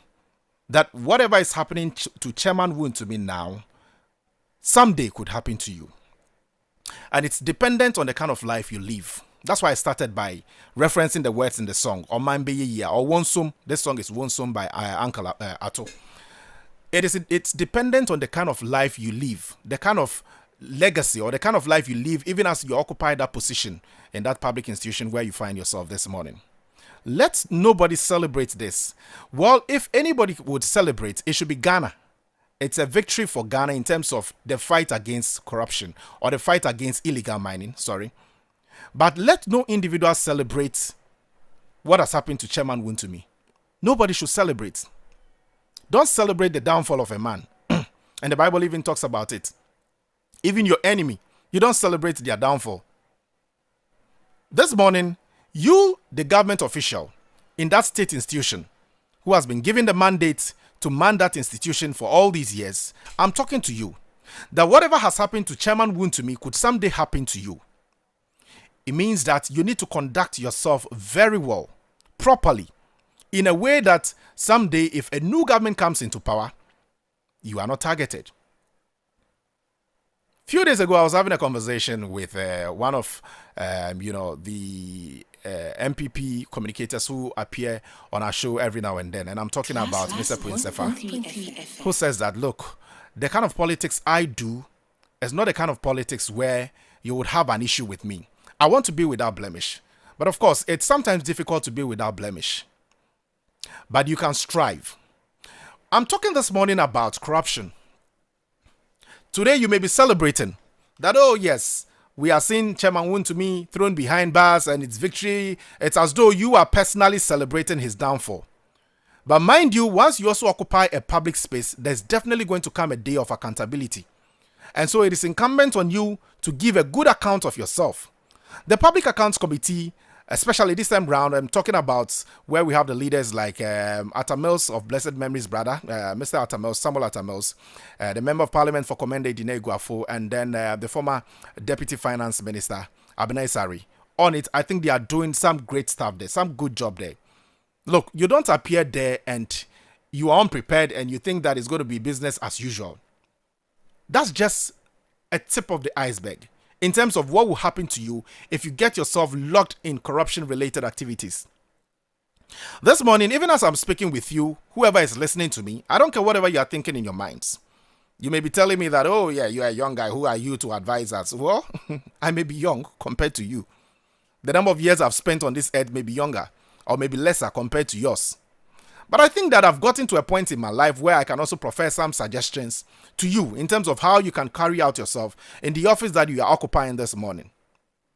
And this morning, I just want to remind you that there is definitely going to come a day of accountability. So for all of those of you who think that, well, I helped my party come into power and so it is now time for me to make money, and by virtue of the fact that I've been given a certain position within a government agency, it is now time for me to make all the money. Please be reminded that the day of accountability is nigh. The day of accountability is close than you see it. Don't think that it is so far from now. No, it is not. It is very close to you. And that day will surely come. You think you are doing stuff at that office that no one is seeing. And so, well, once no one is seeing, let me dip my hand into this coffers and do whatever I'm doing. You've forgotten that the monies that you are dipping your hand into belongs to the state. It belongs to the state. It doesn't belong to you. It is not for you as an individual. And so when we find some of these folks that we lived with, we grew up with, and all of a sudden they join politics and they are showing off and what have you, they are showing the big cars and what have you. Oh yes, it's good. It's good to be. I'm not against you being prosperous in life. It's good. I understand. It's good. But I'm just saying that be cautious. Be mindful that you are not dipping your hand where you must not dip your hand. Because that day of accountability is certainly going to come. And when that day comes, it is just going to be you and the law and what the law says. And when someday, or if someday you are thrown behind bars, it is just you. I'm not going to go behind the bars with you. I can only come here every morning and remind you of your duty as a state official, as a public servant. The duties that behove on you is what I would remind you of. Now, haven't we had a lot of investigations done in this country about some corruption-related issues happening within state institutions and what have you? A lot of them. A lot of them. There's a saying in Akan, in the Akan language, that say, "Aponcheni wu ani hone tenting," isn't it? When the frog dies, that's when you get to see how tall it is. In other words, you may find yourself in a position where you are not, for want of a better expression, you are not really to account for your stewardship. But someday when your term in office dies on, or when your term in office passes, or is gone, or expires, there's definitely going to come that day of accountability. I mean, we as humans, before God even tells us that there's a day of accountability, the judgment day. How much more you performing certain duties to your people right here on earth? How much more that you find yourself occupying a government institution this day, and you think that that day is not going to come where people will get to know. So you see, I have had issues with the conversation that, look, and it's something that has become normal. This morning on my way to the office, I was reflecting on a number of things. a number of things. Some of my colleagues tell me that it is about time you join politics. And you know, when you join politics, you make money. The mindset with which we even venture into politics is bad in the first place. But you see, I don't blame all of these folks. I don't blame them. Because that's the kind of system that has been made for us. You need to join a political party, fight for the political party, insult political opponents. Yes, you insult them. And someday when your political party comes into power, you are rewarded. You are given a big position. Now you are taken to occupy a certain position in a state institution that you know next to nothing about. But because of the fact that, well, you think that it is about time for you also to make some money for yourself, let me occupy that position. And you go there and you run that public institution aground. Don't we have a lot of, and Doc would bear me witness, we've had a lot of discussions on this platform where we call out or we talk about the conducts, whether or not some of these MMDAs or MMDCs meet the requirement to even become MMDCs. A lot of them do not even understand their mandate. They don't. But because of the fact that, and even, listen to them when sometimes they talk. When sometimes we engage them, the kind of bad grammar they speak.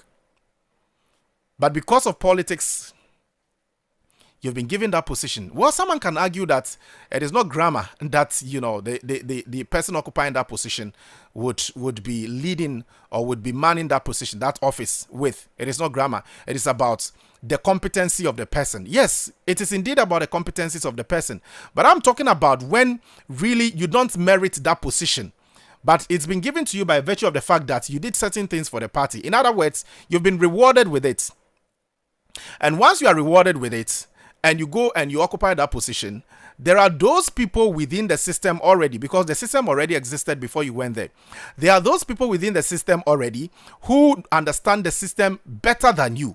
And so you joining or you becoming the leader of that organization or the CEO or the MD of that organization doesn't mean that you can outsmart them. They would always outsmart you. And so even as we're talking about you, the need for you not to be corrupt, there are those people who have surrounded you, who understand the system so much so that they can do a lot of illegal stuff that would, at the end of the day, go against you. And on the day of accountability, you account for that as well, because the buck stops with you as a leader. So I'm here this morning just to remind you, you're listening to me now, in that public office, in that organization, that state organization, listening to me. Yes, you. It is you I'm talking to. Yes, I know you're asking yourself, it is you. I'm just reminding you this morning that don't laugh at the downfall of your enemy. Don't jubilate when your enemy falls. Once your enemy falls down, in the Akan language, they say, "Se obiabo jesi ashia, no sensu ediesi with." So the beard of your folk or your friend is burning, and you will not advise yourself. You need to take a cue, fetch a water, and place it by yours. In other words, what is happening to your friend now, you need to take a cue from it so it doesn't happen to you. Well, I've heard some MDC folks also advise his own people. I think the likes of Abraham Amaliba and co have said that, look, to government appointees, you need to conduct yourself well. And I'm excited about the code of conduct that was outdoored by President Mahama to help these state officials conduct themselves well within the law. And to a large extent, I think that it's very much played a role in why we are not seeing the scandals that used to be the case in the past. Because each state official, each government appointee wants to conduct himself in a manner that he or she wouldn't be used as a scapegoat. So this morning, I'm only here to remind you that you have a duty, and your duty is to serve your country. First of all, you are serving God and you are serving your country. And the rewards will come thereafter. But if you have it at the back of your mind that you are going to occupy this position and amass wealth for yourself, be reminded, the day of accountability is close. It's very, very close. And no one knows when that is going to happen. Just as no one knows when our Lord and Savior is going to come. Good morning. This is a piece of my mind. Let me invite your comments as regards the issues that I've shared with you this morning via the studio line 0302208080. 0302208080 is the line you can call to share what you think as far as these issues that I've shared with you this morning is concerned. 0302 208080 is the line. It's activated now. Let me get onto the phone lines. Here we have the first caller. Hello, good morning. Hello, good morning. Boss, your name and where you calling from? So my name is Seth. I'm calling Oh, from Seth. Ajekojo. Seth, let me hear you. Yeah, Mr. Charles, you raised the point. But the only one aspect I was disagreeing with is that, when it comes to appointment of those people into the office, I think that the Union government always puts the competent people who can vet them and see the requisites they are looking for to factor. But the only thing that hides behind them is a selfish. The reason why I'm saying it's a selfish is that normally when you want to value or monitor and do valuation about the appointees, some you see them that they have managed a certain situation that it is good. But the moment they reach there, they raise themselves high. And because of the way they raise them high, they don't know who they can work with it to achieve the possible goal for the nation. They think of themselves that, after 2 years, 1 year, when I come to the who should I be falling on them? So that brings the conniving with some people who they see that person must be, when they are not in the office, they can be going to him and then they will be whining and drinking teas and all those things. So their purpose of being there was defeated. That is something I see. The other one is that, Mr. Charles, I'm just pleading. Always you raising this concern and this thing there. If we can have a certain mechanism, and we, the media and all these things, to also going to do a serious expose and come and bring it to their station and broadcast it, and then the people will see it. Maybe it can also help a cause. I'll leave it for the others too. Seth, thank you so much. I think your call is in order. Yeah, the investigations and what have you, it's in order. Hello, good morning. Hello, good morning. Yes, boss. Your name and where you calling from? This is Pastor. Pastor from where? Oh, from Accra. Long time. This Pastor. Yes. Pastor, let me hear you. Thank you very much.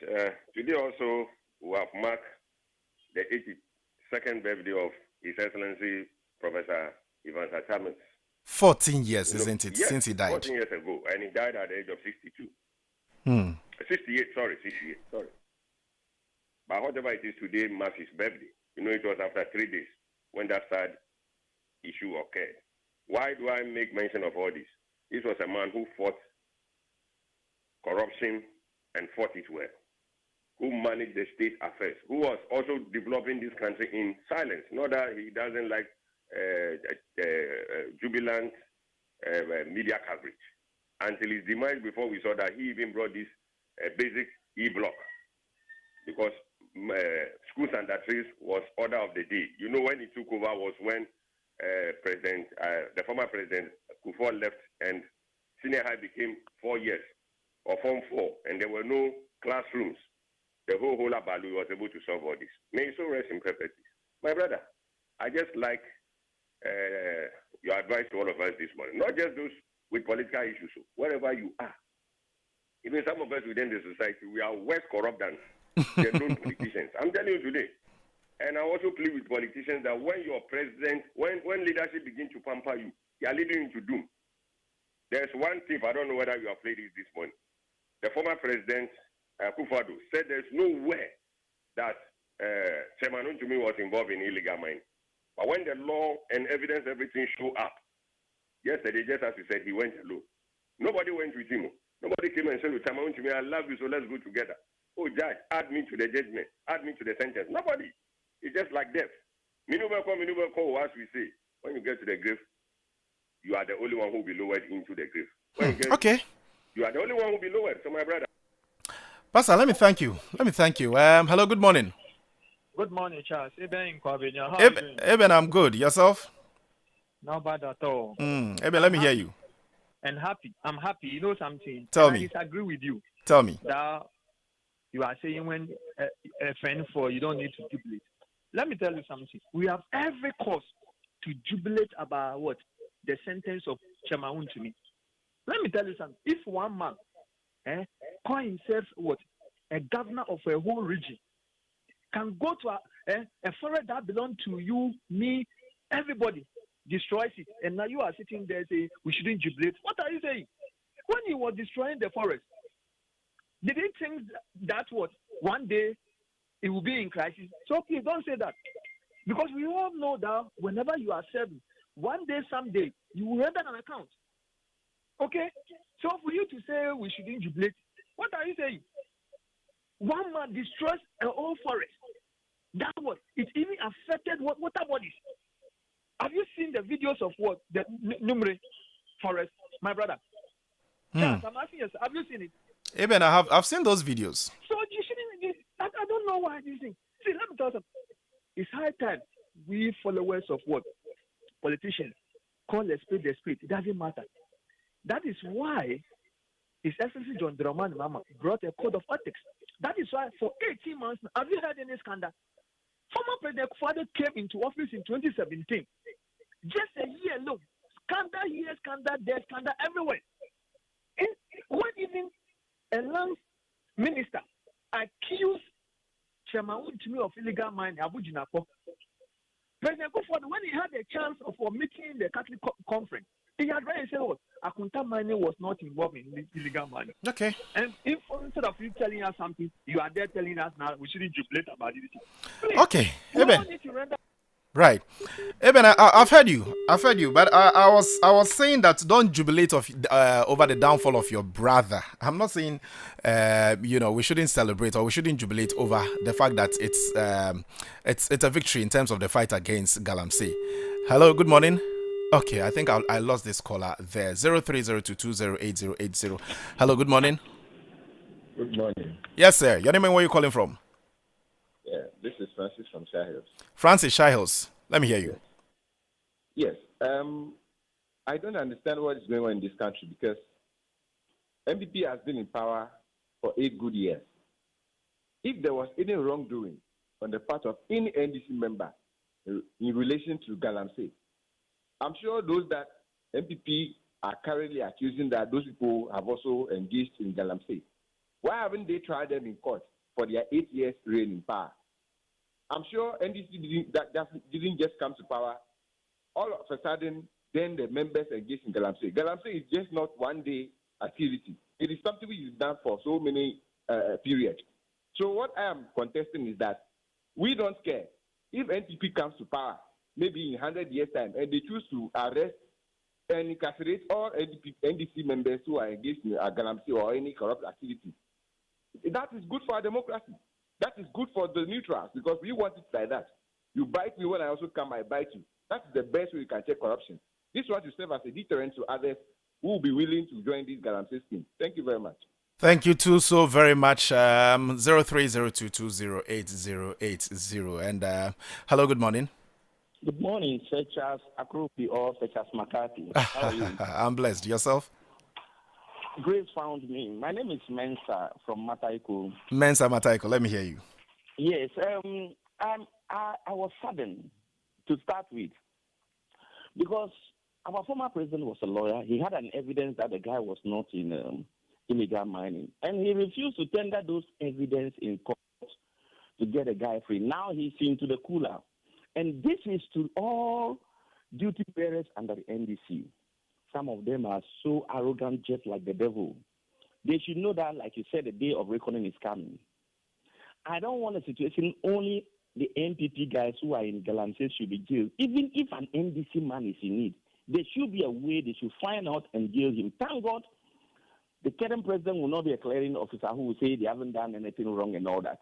Everybody should face the law. And I'm saddened because the jail term is too short. If somebody can poison the whole nation with cyanide, did you see the children who were born in those regions without eye and all that? Those are the result of recklessness of political leadership. I wish the parliament, if we can move a private member bill, it should go to either 100 years or hanging. Good morning. Good morning. 0302208080. Hello, good morning. Good morning, Yeah, Charles. yes, sir. Your name and where you calling from? Babs, Abelin. Oh, Babs, let me hear you. It's been a while, though. I hope you are well. Yeah, I'm well. Okay, let me hear you. Yeah, Charles, if there is any radio station that has campaigned against Galamsey, it's Class FM. Even your WhatsApp page is there. Campaign against what? Galamsey. For the past 4 years, I think. So today, wherever Kwame is, we'll be listening. He started all of this campaign against Galamsey on his morning show, calling people, and even Aula Sewa, one strong woman who was campaigning against Galamsey. So today, those who are saying the sentence is too much, Ghanaians are very hypocrite. Very, very, very hypocrite. The sentence are too much. Babies are dying. Hello? Okay. Hello, my brother, Charles. Yes, sir. Good morning. Is that Papa? Yeah, that's Papa. Papa, good morning. I'm good. Yourself? Well, you're doing so well, my brother. Happy just to hear of this case coming to an end for Wontumi because it shows something to Ghanaians about the truthfulness of the MPP whenever they are in government. You see, you were saying something about this jubilation, and then Eben came in to say that we have to jubilate. That's true. But at the same time, to what you were pointing out to the appointees, it's in order. Jubilation too is in order. Now, I'm also looking at the larger picture or bigger picture about Ghanaians in future voting for whoever will come and be ruling us. You understand what I'm saying? I'm trying to put across to Ghanaians that never should they vote MPP to come and rule us again. I'm looking at the Chachichikatas angle, and even Kwame Peprad and Victor Selome and all these people, the way they were jailed, I believe it was a wrongful one. And Chachu, though was pardoned, he fought it legally and won. You remember that case? I do. You get what I'm trying to say. Now, look at it. Under Nanado again, that is another MPP government. Nanado came out, a lawyer for that matter, came out to declare to Ghanaians that Wontumi and his company never engage in illegal mining. You heard about that one? Didn't you hear about it? I do. I did. Now, let me remind you, or Ghanaians, to take note of what transpired between Godfrey Dame and Japa about coaching just to jail an innocent citizen like Atu Forces. Are you getting what I'm trying to say? I'm just recounting something for you. I'm with you. Now, fast forward to what happened yesterday. Wontumi and his company, Dananado said, never engage in illegal mining. Was jail. What shows about the way MPP, whenever they are in government, they behave? Dame issue, Godfrey Dame issue, Kufuor's issue, Nanado's issue. I'm just advising Ghanaians, please, whenever you are looking for someone to come and rule us, don't look at the side of MPP at all. Don't look at the side of MPP. They are very corrupt. Okay, Papa. I think your point has been well made. Maybe. Have a good day, my brother. Thank you, Papa. You too. Maybe the last two calls so we can wrap up. Hello, good morning. Hello, morning. How are you? I'm blessed. Yourself? Yeah, I'm good. My name is Kwame from Adenta. Kwame Adenta, let me hear you. You see, sometimes some of the how do you call it, journalists, you pamper politicians too much. Can you recount over the years how many innocent citizens, ordinary citizens, are put into jail for minor offenses? You see, so I'm surprised because your team every day you are talking about corruption, you are talking about Galamsey. So now that a big fish has been thrown into 20 years imprisonment, which proves to us that NDC, NPP are not the same. You see, now all over the past years, it has been you scratch my back, I scratch your own. NPP, NDC. Now Mahama wants to prove to us that NDC is different. So now the judiciary is working. Everybody is working. The system is working. So now, Chairman Wontumi, who is now a prisoner, he said we shouldn't jubilate. You see, as much as nobody is happy that your enemy has been thrown into prison, but it's a victory for Ghana, my brother. So please, we have all everything to jubilate. God bless you. Bless you too. And maybe the last caller, then we can wrap up this segment. Hello, good morning. Hello. Hello. Dave, good morning. Hi, Dave. Let me hear you. I see accountability, financial to the state. It's not now. It's not a new law in this country. But only our government and the same, they want to make it and this is lovely. And that is not the proof that the U.S. I said, I did. Friend, you have to trust them with everybody. If you not accept them, the property will have to get back to the country, and they work again because they did think that it's not. It's your friend. If you even expect a Aquado, you have to give us a rest. Seriously, but the government cannot come with it. The laws will be missed by heart. No, you have to be. Right? So everybody will offend.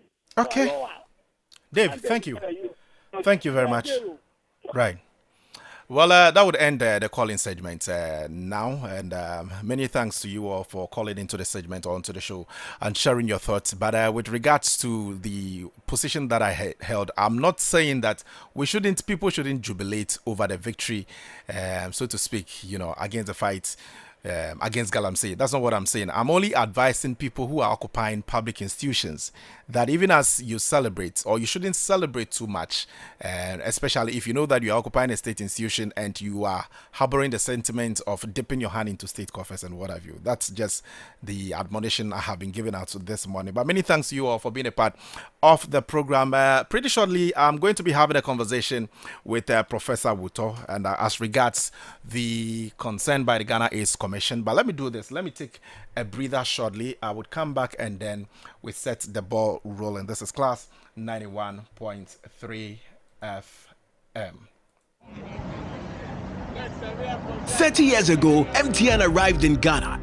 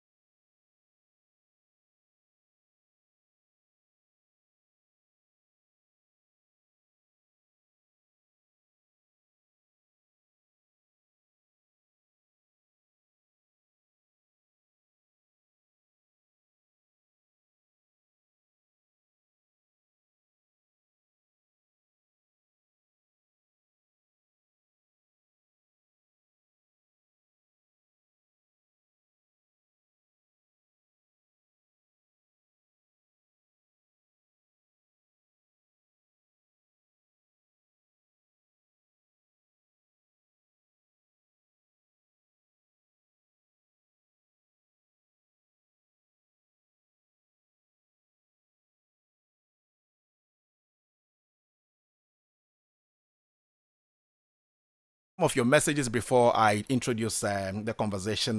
This message here from, okay, well, it says, Good morning, class FM. It's unfortunate that most of us Ghanaians tend to apply different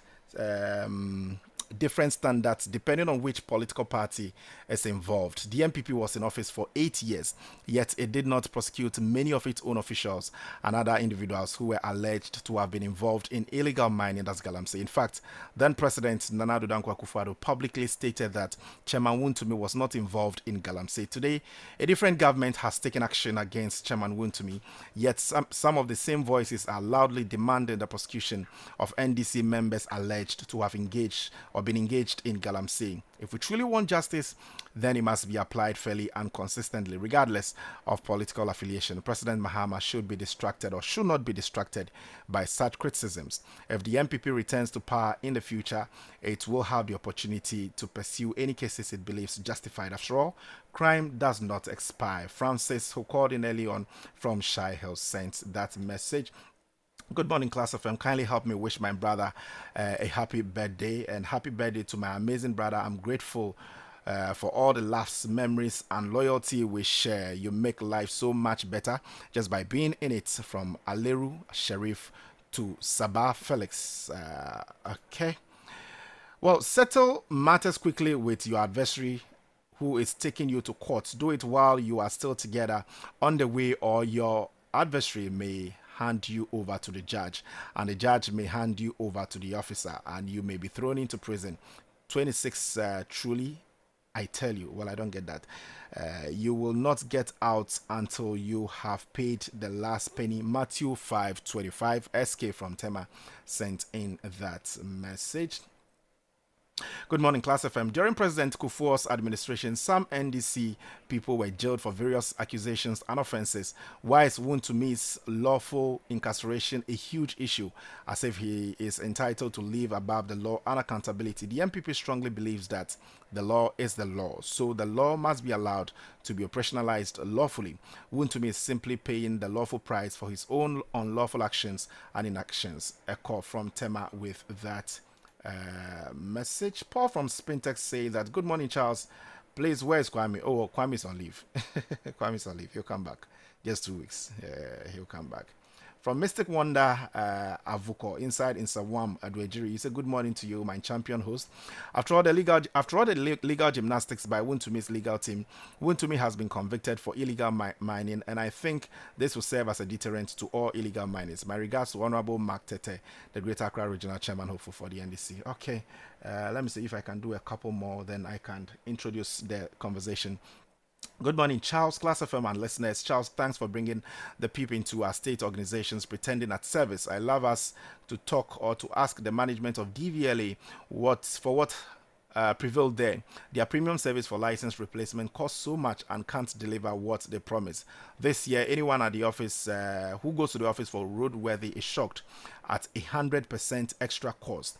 If the service need this, shouldn't the public know? The National Insurance Commission and agencies increase vehicle premium yearly.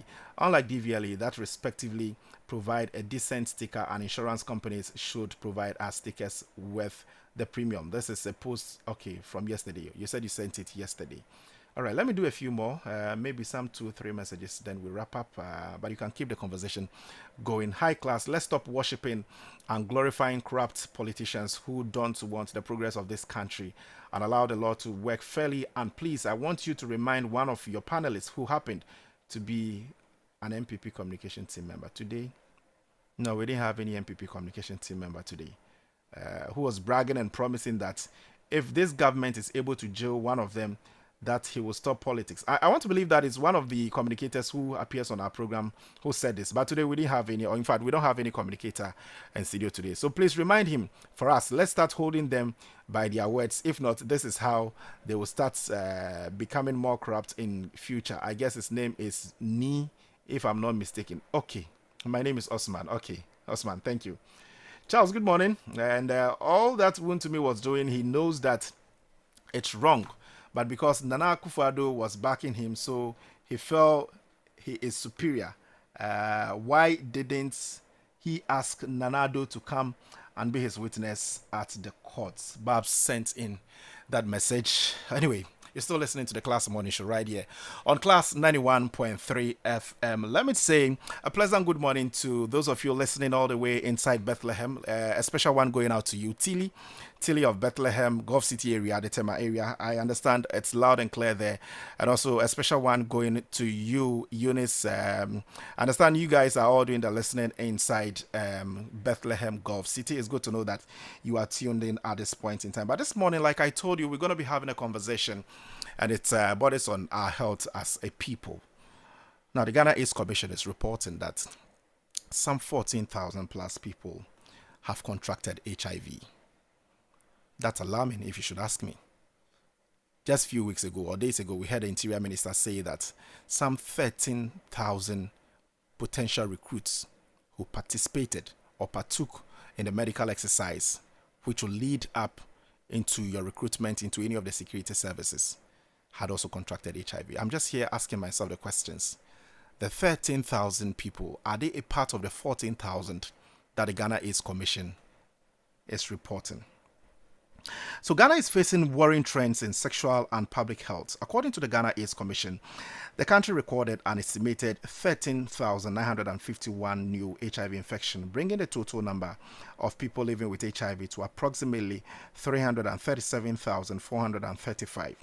At the same time, there has been an explosion in the sale and use of unregulated aphrodisiacs, herbal bitters, and so-called sexual enhancement products across markets and streets in Ghana.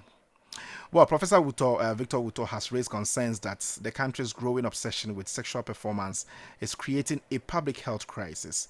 He warns that many of these products are sold without proper regulation, scientific evidence, or medical supervision, exposing users to serious health risks, including heart disease, kidney and liver damage, dangerous drug interactions, and delayed treatment for underlying medical conditions. He also argues that the widespread promotion of these products encourages risky sexual behavior at a time when Ghana is battling a rise in new HIV infections. So this discussion essentially would discuss or would examine the factors driving the booming aphrodisiac market, the health implications of indiscriminate use, the possible link between increased sexual risk taking and the spread of HIV and sexually transmitted infections, and whether regulators are doing enough to protect the public. It would also educate listeners on safer approaches to sexual health and why professional medical advice should take precedence over unverified roadside, so to speak, remedies. Professor Victor Wuto, a pharmacist and a public health expert, and that's a lecturer, is a man of many colors. Good morning. You're welcome to the program. Good morning. Thank you so very much for having me here, and I want to say a very good morning to your listeners, and then I'm looking forward to it. You wrote a piece that I read just yesterday, and it's got to do with our appetite for aphrodisiacs. How concerning, first of all, we'll talk about HIV and all of that, and then the relationship or the correlation between the article you put out and the infections, the rise in infection cases and what have you. But for you as a public health expert, what are you sounding this alarm about in terms of our consumption of aphrodisiacs? Thank you so very much. And there are so many reasons for which we will have to take this serious as a country. And when that article I published, I listed so many products for this sex enhancing products on the market, and then how commonly, readily accessible it is, and even to the point where they call them, some of them, bitters. You can even find them at pharmacies and stuff like that. One of the biggest challenges that I have with those products is that they are causing a lot of damage to people. We have increase in kidney problems. We have increase in liver damage, and these products are also destroying families. All right, and if we put all these things together, what happens is that we put pressure on our healthcare system. We may have to divert funds which could have been used on the primary healthcare, helping people who are going through dialysis because of the use of those products. All right. And another interesting thing about this whole thing is that, I mean, there's too much um, aggressive media promotion of this product, and that worries me because I mean, you tune into most radio stations of stations you on TikTok and whatever, you see a lot of adverts on this product, and most of the things they say are exaggerations. They are overhyped, and those are some of the things that concern me about the direction we are going with the aphrodisiacs as a country. But there are those who also say that, well, some of these conversations, we can't have them on the morning radio, but those who also say that for certain medical reasons, sometimes, even though you've not been properly diagnosed, but you know yourself that I'm having this special condition. And once you've had testimony from some individuals to the effect that it's helped them with a similar condition, then you feel good to go onto the market and purchase it for yourself. All those persons are also at risk. Yeah, they are. I'll tell you something. One of the biggest challenges with these products, that the bitters and those things, is let me give you a typical example. So you take a bottle, you put some leaves or you put some plant parts like roots in it, you dump alcohol on it, and then you give it 24 hours, 48 hours, and then you are ready to drink your have a shot. Now, Mr. A, Mr. B, Mr. C will produce the same drug, but the concentrations will be different because the amount of plant he will put in there will be different from yours. The amount of alcohol he will put on it will be different from you. So it's not standardized, which means that maybe Mr. A's active ingredients may be 5 milligram per ml, Mr. B is 20 milligram per ml, Mr. C is 50 milligram per ml. I mean, what exactly is happening there? So you may be consuming extra. Now, let me give you a typical example. You go to the pharmacy, you want to buy paracetamol, you want to know how many tablets you have to take in a day because of potential side effects, isn't it? Now you are going to take a product, bitters. I mean, they are drugs. They qualify, they are drugs. And you are going to take a drug that could damage your kidney, your liver, and you don't want to know how much of it you should take. Just think about it. So a lot of people could be taking drugs in higher doses. And also when you put that plant in your bottle and then you dump alcohol in there, what the alcohol is actually doing is that the alcohol is extracting the active ingredients into the liquid phase for you to drink. Now, while it is extracted, do you know how many active ingredients is extracting from your plant? No, you know. It may be extracting 20, 30, 40 into that. But out of those 20, 30, 40 active ingredients being extracted, I mean, the alcohol is getting out of your leaf or your plant root, maybe only one is giving you the results that you want. It's But only the giving plant the is direction. natural, isn't it? There are still side effects to overly consuming them. That's what I'm getting from what you are saying this morning. Yeah, that's the truth. I mean, that's the absolute truth. I mean, I don't know where we have this mentality that, oh, it is natural, so it's safe. No, never.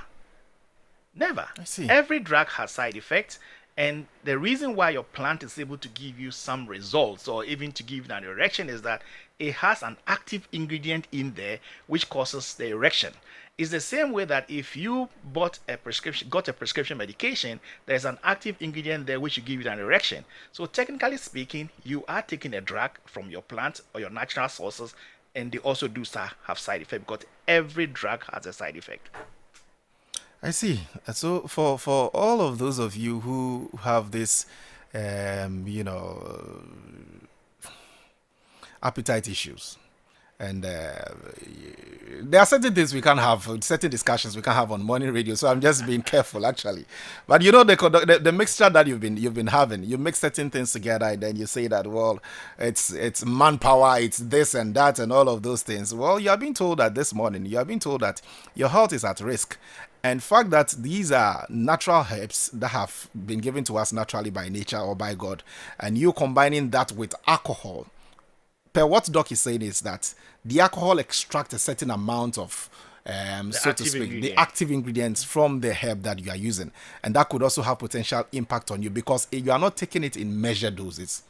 You are just doing it with your layman's perspective. You are not seeking any medical advice whatsoever. But, Doc, so why are so many people, especially... And I'm careful again. I don't want us to have certain conversations, but I think that then again it's important because I'm sure there's a listener out there who is saying that, well, I have this condition, so I'm taking it. But why are so many men especially turning to aphrodisiacs instead of seeking medical advice? I think there are multiple reasons for that. See, we live in a society where, last time I made a comment that the hypocrisy is too much, all right, amongst us as a people. We live in a society where it is expected of a man to show that you're actually a man is your sexual stamina. All right. That is a perception we have. All right. So every man thinks that I have to prove to my wife that I am a man. And that is how we want to prove to women that we are men. All right. And it's the same mentality that goes into the younger ones. They want to prove that they are strong men. And that's a social kind of mentality. And when I wrote that article, somebody commented that if we don't satisfy our women, they will leave us. So that's another mentality out there that if you don't satisfy the women, they're going to leave you. So you don't try and satisfy somebody and then you damage your kidney and liver and die. I mean, what kind of thought process goes into that? All right. So those are some of the things. And like what we just discussed about people believing that they are using natural products, so it's safe. No, it's never safe. I mean, that is just one of things. And I also think that healthcare professionals, especially, are a little bit more very judgmental of people. They carry their morality and the attitudes into their practice. Keep your morals to yourself. And if a young person comes to you, somebody he needs to buy something, he has an erectile dysfunction, he needs a product, you provide the services. You're not going to judge me and say, oh, what do you use it for?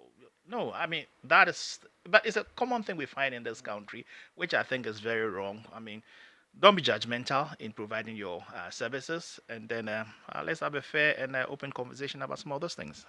Let's talk about some of the long-term effects of some of these, the mixtures that people do. Actually, what are some of the effects if, for instance, I mix some alcohol with some herbal, stuff? What are some of the long-term effects it could have on me as an individual, even though I am using it to treat a certain condition? The long usage of it. What are some of the long-term effects? Number one, straight away, because you are using alcohol as your vehicles to extract your product, you are consuming alcohol to be bottom line. So long-term use of alcohol on itself has major problems. Number two, the active ingredients being taken with your product could also have problem. One, most of the common problems we have kidney damage. People end up on dialysis not because which has become a common thing. It's a common thing, and the younger generation gets on dialysis. I'm not saying that it shouldn't happen, but years ago, we know. It's the adult, old people who get on dialysis over the years, but it's becoming too common among young people now. All right, why? They are abusing this. They are using those drugs, abusing them. Then also we have most of those products that you are taking will damage your liver. All right. So long term, we are looking at kidney damage. We are looking at liver damage. We are looking at cardiovascular problems. You can even have a stroke out of that. Look, let's say that you are a hypertensive patient. You are taking your high blood pressure medication, and you go and mix this stuff with together with alcohol. You mix that with some of those herbal products. Some of those herbal products may also be reducing your blood pressure. So the cumulative effect of it, you reduce your blood pressure to the point where you get hypotensive, and that in itself will cause a stroke. You could faint. A lot of times you hear that this man died from having a session with a young lady because he could not cope with the lady's kappa. That is not true. It's not. That's not the point. The point is that most probably that person has hypertension. He's taking his blood pressure medication, so that is supposed to reduce his blood pressure. You go and take some of those bitters, they further reduce your blood pressure. You faint while having the action, and then that could cause stroke. You could die. So it's not that. So those are some of the things we need to be looking at carefully. All right. And sometimes too, the immediate side effect that we could have. Look. Because it's alcohol, your judgment, it affects your judgment, and also there's something that could happen called priapism, where you can have erection over more than 4 hours because you are combining some of those products. Priapism, there's a problem there, and if it's not treated within 24 hours, the penile tissues could die, and you get into impotence along the way. So, assuming you are 20 something and you get yourself into this kind of situation, you could get impotent before you get 25. What's the future there? This is Class 91.3 FM. We're having a conversation with Professor Victor Wuto. He's a pharmacist, he's a public health expert, he's a lecturer, and of course, it's his field. I mean, he understands his stuff very well. And we're talking about two major issues, things to do with you and I, and our health is what we're talking about this morning. And we seem to have, especially the youth, an insatiable taste or a penchant for combining stuff together because we want to have stamina and what have you. That's not the conversation. But of course, you would understand that at this point in time, that is also very much a reason why, we're having a lot of the youth having, sexual relations, multiple sexual relations here and there and what have you. Now, this morning, the Ghana AIDS Commission is warning that Ghana has seen an upsurge in terms of the number of infections, 14,000 or almost. Let's peg it even at 14,000 because it's 13,900 and something. So approximately 14,000 persons have contracted HIV. And I have heard some people say that, well, HIV, but it comes back to the conversation we are having, Prof, that it looks like it has become a norm that I need to prove myself to, my partner. And once I get to know that I can combine certain, medicine, so to speak, maybe I can combine alcohol and some herbal stuff together, and it'll give me that capacity to be able to go the long mile and what have you. Then it means that, well, I'm good to go. Then there's this taste for you to even extend it further to other ladies. The Ghana AIDS Commission is warning that some 14,000, and a lot of the youth fall within this bracket, and that's have contracted HIV, and that if we do not put our shoulder to the wheels, it means that we may miss out in terms of our 2030 epidemic targets. First of all, what's going to be your reaction to the figure as put out by the Ghana AIDS Commission? 14,000 people walking around or walking about with HIV, and what's the connection between that in terms of the number and then the research, so to speak, that you've made in terms of the taste for these aphrodisiac and to help us sexually, if I may? There's a direct link in there. That we'll come back to that. But the 13,951 or so, I think that's the exact number. And it's worrying. It's worrying. The reason why it worries are multifaceted, all right? But if you look at it carefully, the truth of the matter too is that it's a reduction from 2024. All right. In 2024, I think we had about 15,000 plus, and now it's about 13, almost 14,000. So we have a reduction of about 8%, which means that the Ghana AIDS Commission or the Ministry of Health is doing something right. Now, beyond that, we also have to look at the disproportionate burden on women. All right. It's about 70% of the cases are women. That worries me. And if you're looking at about 15 to 24, the age bracket of 15 to 24 have a very high percentage. Because they are sexually active? Exactly, they are. All right? And the sad aspect of it is that, we seem to give priority or worry a lot more about getting pregnant than catching HIV. That's the sad aspect. Because, look, a lady will want to take a pill to prevent, morning after pill, but they're not worried about catching HIV or sexually transmitted disease. That is a worry for me. Okay? So, which means that for us, I'm cool getting HIV, but I'm not cool getting pregnant. No. That is a problem right there. So, and also one other problem is that we have a large percentage of the people not knowing their status. About 32% of HIV positive patients don't know their status. That is not right. Something's basically wrong there. And one other reason we have to understand is that, look, the woman's biology exposes her more than the man's biology, the way the system is. Am I right? Okay. And also the system we have in place in such a way that, when women go to antenatal clinics and initially they get tested for that. So it's understandable that if you look at the biology of a woman and also all the systems in place, more of them get tested and more of them get positive. Because, look, I remember during the COVID era, some countries say, we have zero COVID. Yeah, you have zero COVID because you're not testing. If you don't test, you're not going to get it. So more women test and get. But if you look at the disparity there, it's about 17% of women test and 12% of women test. That's about 5% point. But if about 70% of the burden is on women, then we have a big challenge. There's something wrong there that we have to do. And you and us can understand why it is so. Look, I mean, we live in an environment where, I mean, like, there's a disparity in the income level of the financial status of men and women in this country. I mean, the women are more vulnerable. I mean, if you have a guy who pays your school fees, takes care of you, buys you, pays your rent, and he wants to have sex with you without protection, you don't have that capability, that ability to negotiate for safe sex. All right. So women are more vulnerable in our society, unfortunately, and that is something that we need to look at as a country carefully, so that we can take some steps and protect them one way or the other. This is scary. I mean, if you ask me.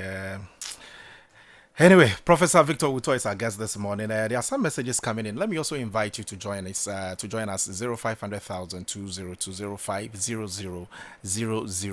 202 is the WhatsApp line. Any concerns that you have? We're talking generally about our health, but more importantly, or more specifically, we're talking about the craze for aphrodisiac and then the increase in the number of HIV infections that we are witnessing in the country. Well, Prof says that it is a reduction in terms of if you compare it to the last time such a report was actually put out, but can it improve further? Can we perhaps even do better in terms of we seeing a low transmission in terms of the number of people who are getting HIV on a daily basis? There are some questions coming in, so intermittently I'll be chipping in some of these questions, Prof, so that you address them. We started with the mixtures, the combinations, and what have you. There's a question from a gentleman who says that please ask Doc what of mixing your own concoctions with alcohol. Let's say mixing garlic and ginger. We'll come back to the HIV conversation, but mixing garlic and ginger, is that also risky? It's the same. We come to the same point, all right? So, I mean, I sit in my room, I put maybe 5 grams of ginger, 5 grams of garlic together and put 10 mils of alcohol on that to extract whatever I want to extract.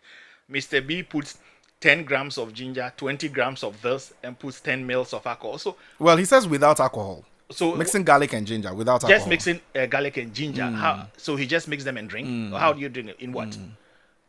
Ginger is a solid. All right. So you need some. You need something. You need something to extract whatever active ingredient you want. So what is he using to extract it? Is he using water? Maybe is he using alcohol? All right. But even if you use water, yes, I mean probably we have to look at the chemistry or the chemical composition of that product. How much active ingredient is your water able to extract from that for you? We don't know. But look, to get some compounds out of a product, you need a product like alcohol. All right, combination of alcohol and water. It all depends. There's a chemistry in there, and that's why I believe that if you have a product like that from like Mampom, where they do research into herbal product, they have studied the drug. They know that you can extract this amount of active ingredient here by combining maybe 10% of alcohol, 20% of water, 50% of alcohol, 10% of water. That composition extracts what you are looking for. But if you sit home and you just use raw alcohol to extract it, you may be extracting something more dangerous than what you actually need. I see. Good morning, Class FM. Please ask the doctor if high blood pressure orthodox medicines too don't have high side effects. Because when you read about these BP medicines, they tell you it damages the liver and kidney. One example is spirolactone. Yes, TAPS. My name is Cephas. Yeah. So, I mean, Cephas, the truth of the matter, like I said, is that every drug has side effect. Every drug has side effects. Let's not, I'm not going to mince words about that. So your herbal products could have side effects. Your orthodox medications have side effects. But for me, if I go to see my physician and he prescribes spirolactone for me, I take spirolactone, we know what we're expecting, the side effects we're expecting. Now, before a physician will prescribe a drug for you, they have to look at the potential benefits you are going to derive from the drug and the potential side effects you are going to derive from that. Now, on that scale of benefits, if the benefits you are going to derive outweighs the potential side effect, yes, the physician will write it for you. So that is a judgment call based on facts. So that the physician will make that decision based on the available information to him that this drug can cause the side effect, but if I don't give it to you, that is what you are going to end up with. So you have to make a judgment call. But if you are going to take a herbal product, you don't even know how many active ingredients are in there. You don't even know the amount of active ingredient in there. I mean, it's unsafe. I mean, that's the bottom line. It's unsafe. If it's standardized, we know that when you take 10 mils of it, you get 20 milligram of those active ingredient, yes, then we know that it's been standardized. But what we currently are doing, we are just taking products that are not standardized. All right. And also, look, I know that a lot of, like I said, a lot of guys, when they go to the hospital, they prescribe high blood pressure medications for them. They are not going to take it because they tell you that, oh, their friend tells them that it reduces their ability to perform. I mean, look, it's a whole world about ability to perform as human beings or as men. No, there's more to your life than just performance. All right. And then look, if that is the case, you go back to your physician, you talk to your pharmacist. There are so many options out there which will give you the results, reduce your blood pressure, not have any effect on that. But even if that is the side effect to the drug, but it's still working, there are other ways you can go about it. So I believe strongly that if you want to use a herbal product or any bitters or those things, I will go for the standardized product instead of buying these things on vehicles, buying them at lorry parks, and buying all those things. Most of those products you buy, I don't call them tonics; they are toxins. That's how I call them, because you don't even know what is in there. The way they even produce them, you don't even know. I mean, you sit in your room, somebody sits in their room and prepare something and come and sell you to on the street side. Do you even know the quality control that goes into the production of those things? You don't know. Microbiological, you don't even know. You're just buying. What kind of alcohol did they even use to extract the product? You don't even know. Because there are different types of alcohol. Some alcohols, we use some alcohols like industrial alcohol. We use some of those industrial alcohols for cleaning. But people can use them to extract because they think it's alcohol. And it's an extractive agent. Exactly. All right. So for me, we need to be very careful about the way some of the things we put in our bodies. Anyway, let's go back to our conversation on HIV infections. Prof, you said that a lot of people are working without knowing their HIV status because, of course, people have not tested. So the question is, how often should one test to get to know his or her HIV status? No, let's see. I believe that what we need to do is, I'm just thinking about it. While I was driving here, so look. When our primary health care, we're testing for things. You're making sure that people. What prevents us from including the HIV test as a condition, or we just make a home testing kits readily available for people to test to know their status. Look, the reason why people don't know, they don't want to test us, the stigma attached to it. We still harbor those 1914 mentality that if you're HIV positive, it's a death sentence. If you're HIV positive, it means that you are immoral. If you're HIV positive because you are sleeping around with people. No, let's forget about all those things. The bottom line is that we need to know how many of our citizens have HIV so we can have policies and plans in place to take off the current problem and the future situation. So for me, look, we need to know. And I would say that if we can find a way to virtually test everybody so that we know the status of everybody in this country, that will be a huge asset for us. We have the data. We can work with the data. Just like we did with COVID. Exactly. If the mass testing. Exactly. If we don't know, how are we going to make plans for that? If 32% of the people don't know, we have a challenge. And we know that about 47% of HIV patients are not on continuous treatment. All right? And why is that so? Is it because, they don't think that they need to continue their treatment? Is it that the drugs are not available? Is it that we are not getting in touch with them to remind them and that kind of thing? What exactly is happening? For me, I don't know. For me, it looks like education in that regard has gone down. Growing up, I used to see this advert on TV by the All-Stars, and constantly you were seeing some adverts from the Ghana AIDS Commission. I think those times we need to bring back some of these things that we used to do in the past, isn't it? Because it helped to a greater extent. Because constantly there was a conversation in schools, in our homes, in the churches about the need for one to be careful in order not to contract the virus. And you don't think that people get tired of it? You don't think so? The commercials? Yeah, if you get tired of listening to something over and over and over, the value of it reduces. Don't you think so? That's a possibility, all right? I think that we should probably have more targeted adverts and programs, education for the vulnerable group. We can have a program, specifically targeting the young women, 15 to 24. All right?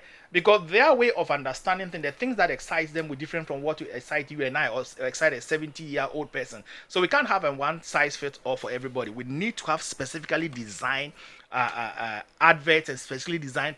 Look, if you find them on TikTok, you chase them on TikTok. If you find them on Facebook, you chase them on Facebook. Just running radio adverts. How many people even listen to radio adverts? How many people even watch the local TVs? So I believe that we need to have targeted these things for them. And also, see, this whole idea, I believe strongly in harm reduction. Strongly in harm reduction. whether you provide them with condoms or not, they are going to have sex. All right. So you are better off providing them with condom and hope that they use the condoms and they don't get HIV. So for me, some of those harm reduction strategies that people will say that no, I mean, if you are providing free condom all over the place, then you are encouraging or motivating people to have sex. Whether you provide it or they are going to have sex, forget about it. So I am one of those who believe that we need to try and put policies and this thing in place to reduce the negative impact of some of risky behaviors. But if we are doing a targeted approach, shouldn't the distribution of condoms be a part of it? Yeah, it should be. I mean, I think that, look, I mean, currently, I mean, I think you can walk into like a hospital and their public health or whatever department and get condoms. Now, I don't want it to be that. I want to just walk into the washroom and grab a condom and walk away. I don't have to go and ask anybody. Or look, even when people go to pharmacies to go buy drugs, the pharmacists are so judgmental of them, looking at them. Oh, what do you need condoms for? It means you're going to have sex. What's your headache? The person wants to go and have sex. They won't need condoms. Give it to them. If you're not going to give the condom and they go and have sex and they contract HIV, do you know the impact on the community? That's massive. You know what the youth of late will tell you about condoms? Well, we are not comfortable using it. We are not comfortable using it. And so, I mean, God created everything in its natural form. So it should be natural. I mean, what do you tell those folks as well? You see, because it's difficult indeed to convince them. Yeah, we need education. They have to look at the numbers and ask you. I mean, if you want to end up with HIV at this age, I mean, what is your life going to be like in the next couple of years? We need to have an open conversation about it, and let's listen to them. So if that is their concern, we sit down and let them know that look, that kind of mentality is not going to take you far in life. Our forefathers used to walk around without clothes, but we wear clothes today. Are we going to say that because it's whatever, that's so be it? No. There are so many things that we have to improve upon and get better. If you are 24 or 20 years today and you think that I'm going to have sex without protection, and if you catch HIV, so be it, that's your own headache. But don't forget the fact that at the end of the day, you don't have your own school, you don't have your own hospital, you are going to be a burden on the national healthcare system.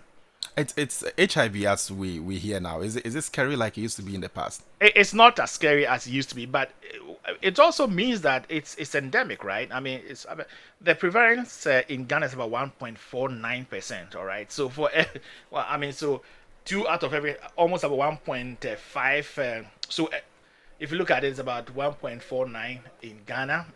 It's higher than Nigeria, which is about 1.3. And so it's something that we have to be concerned about. And it's not as scary because if you go on treatment, you go on treatment, you get to the point where you have undetectable levels of the virus in your bloodstream. You can still have sex and not transmit HIV. So, yeah, and there are drugs that probably can help you and pre-exposure treatment. I mean, that's something I believe that we also have to look at carefully, where you have 2 injections in a year to prevent you from getting HIV. I mean, you have to be negative. It's something available to anyone. You have to go to a health facility to do that. Yeah, that is it. But I think that if we make it readily available, I mean, it's not readily available to the government now, but I think some private institutions do have it. I mean, that drug costs about $2,000+ a year, but I mean, some countries have signed an agreement with one of these manufacturers to reduce the cost about 20 something to about $30 a year per patient. I mean, look, I would rather invest in that massively and make sure that all the potential, the risky, people who have risky lifestyles, you test them, they are negative, give them injection, repeat it in a year. So twice a year, they are protected from catching HIV. That is something I will invest money on strongly if I get opportunity. And every year you go for the injection. So it's more like you taking a vaccine. Yeah, to the point where they decide that, okay, now I want to settle down, I want to have something like monogamous relationship. I don't want to have unprotected sex kind of thing. Then they can stop. But you can do that to protect our citizens. Well, we're still having a conversation with Professor Victor Wuto, and even as the conversation is getting interesting, time isn't on our side. We also have some other topics that we'll be discussing this morning. And of course, Honorable Alexander Akrofi is already here standing by. We'll delve into the Chairman Wontumi and all of those issues. But maybe a few questions, Doc. I think I'm right to call you Doc. My name is You Victor. are. I'm all right. Victor is okay. Victor is just fine. I'm just used to the Doc It's all the okay. time. Victor so- is just fine. Don't Anyway, worry Victor, about that. some messages here. Okay, well, it takes us back a bit, but let's blend the two together. That's okay. This one says, "Good morning, Charles. There's a conflict between Western medical practitioners and the local herbal people in Ghana and Africa. Why don't they study the herbal all this while and prescribe the right percentage for them? FDA is to do the check about the HIV.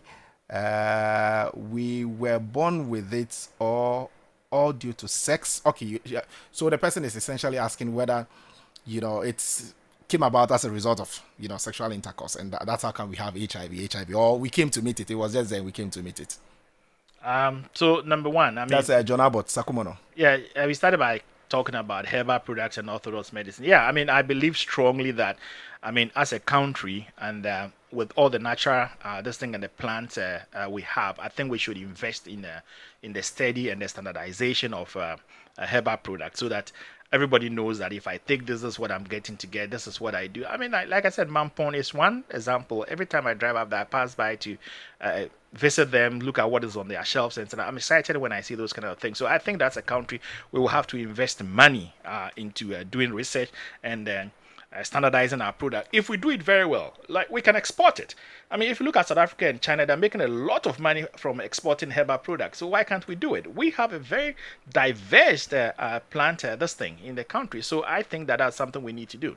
Now, come to think about the HIV thing. Look, HIV did not exist without. We got to know. I don't have the exact date, but we got to know about it. It became something amongst. Man-to-man sex kind of thing. That's where it's all started, and it's become a major issue now, and it's contracted through sexual fluids and blood and all that kind of thing. So that is what I'm sorry, I don't have the exact date that HIV became an issue. That's fair. That's fair. That's fair. This is Class 91.3 FM. My name is Charles Akrofi. In here with me, Professor Victor Woto. We're having a conversation about HIV infections and the craze for aphrodisiac and what have you. That's message here says, "Good morning, sir. Please, I think hospitals can have a plan texting everyone at the hospital, because every day people go to the hospital and doctors send people to labs for some tests or for some test, you see. So doctors can include that in a way." Okay, you didn't add your message to that. I think that's also laudable. I agree with that. I think we need to find a way to make it easy for people to test, all right, so that we have the data on the prevalence, get the data right, so that we can plan for that. So if that is the way to go, so be it. I mean, we need to find a way to get the data. Good morning. How do some people heal from HIV? I have heard a lot of testimony and evidence of people living with HIV and now and don't have it. What could that be? This is Wisdom from East Legon. I'm struggling to understand your question, but the first part I understand. How do people get healed or heal from HIV?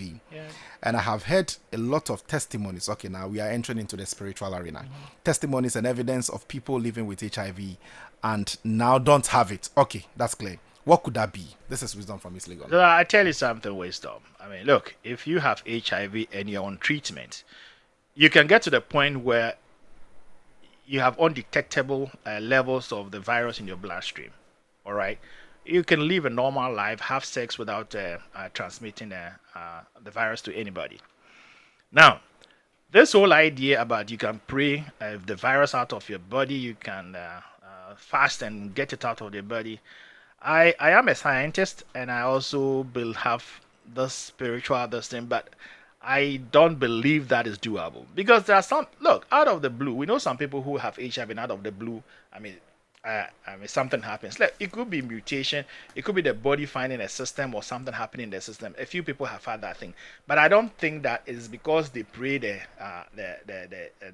HIV out of it. If you have HIV, confirm, I will go on treatment and take care of myself instead of probably going to sit at a camp somewhere and praying 40 days or 40 nights of fasting. And I'm not disrespecting what other people's faith are. That is an issue about faith, but I'm talking as a scientist, and I don't believe that is something that could be done that way. Okay, so this one says that, Charles, ask Doc, can HIV be cured? Babs, with that message. What do you mean by HIV can be cured? What we are doing is that you can have a treatment on HIV to the point where, look, where you have undetectable levels of the virus in your system. At that point in time, the virus is not there. All right, when they test your blood, they won't find the virus there. So virtually, indirectly, you don't have this thing, but you have to be on treatment to reduce that level. But if you stop the treatment, the levels could go up. All right, and so, but technically speaking, they said to have a cure is just like you have a malaria and you kill this thing off. No, we don't have a cure in that kind of sense as we speak now. Okay. John Abbott comes back to say that I meant those who have it or who had it. Were they born with it or it was due to sex? I understand some people contract it from birth. I've never heard. Okay. Yeah, Birth, yeah. I mean, maybe no, yeah, mother to child. Yeah, Yes, mother to child is a possibility. Yeah, if your mother is HIV positive and nothing is done about it, you could be born with HIV. It's a common thing that happens. So you could be born with it. Yeah. Okay. Good morning, Class FM. HIV was first detected in Ghana in March 1986 in Accra. Thank you very much. Okay, I'll be one with that message. Okay, so those are some of the messages that I've received here so far. Prof, there seemed not to be time on our side. We would have delved much deeper into the issues, but even as you take leave of us, or you ready yourself to take leave of us this morning, what's going to be that message you would want to give to especially the youth in terms of our insatiable taste for the usage of aphrodisiac as a sexual enhancer and the rise, the increase in, okay, well, you say, I mean, comparatively it's come down, but the number of HIV infections, what word of caution would you have with them, and by way of your parting words this morning? I would say that your health is the most precious asset that you have.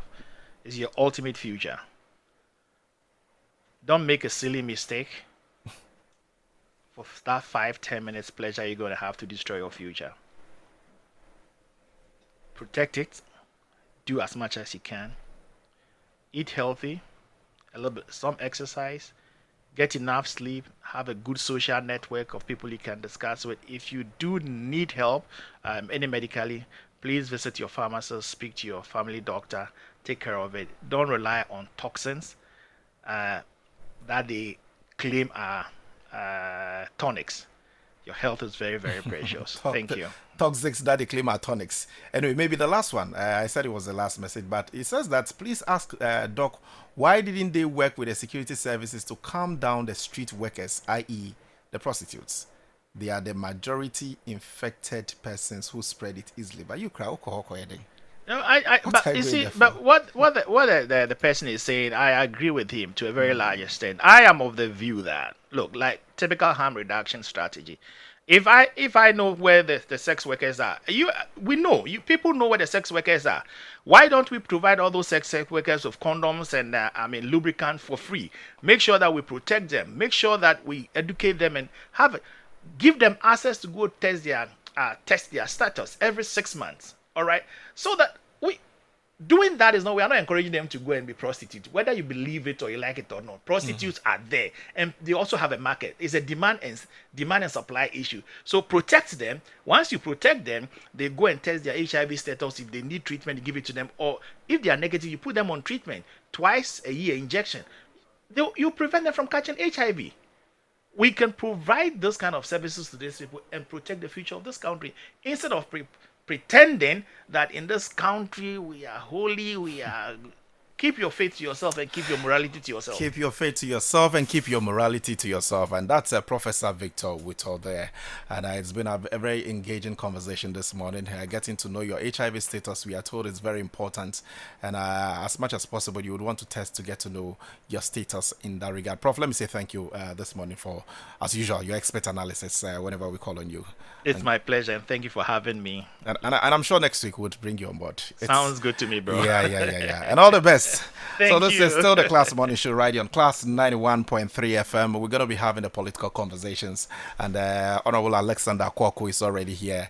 We're essentially going to be talking about Chairman Wontumi's conviction and what the politicians make out of it. Unfortunately, we are not going to be joined in the studios by other folks from the opposition party. I understand that they have some other pressing issues that they are attending to, and at this point in time, you can understand that the MPP is considering all options on the table in terms of the fight, to get Chairman Wontumi back on track, so to speak. But it's still the Class Morning Show right here on Class 91.3 FM.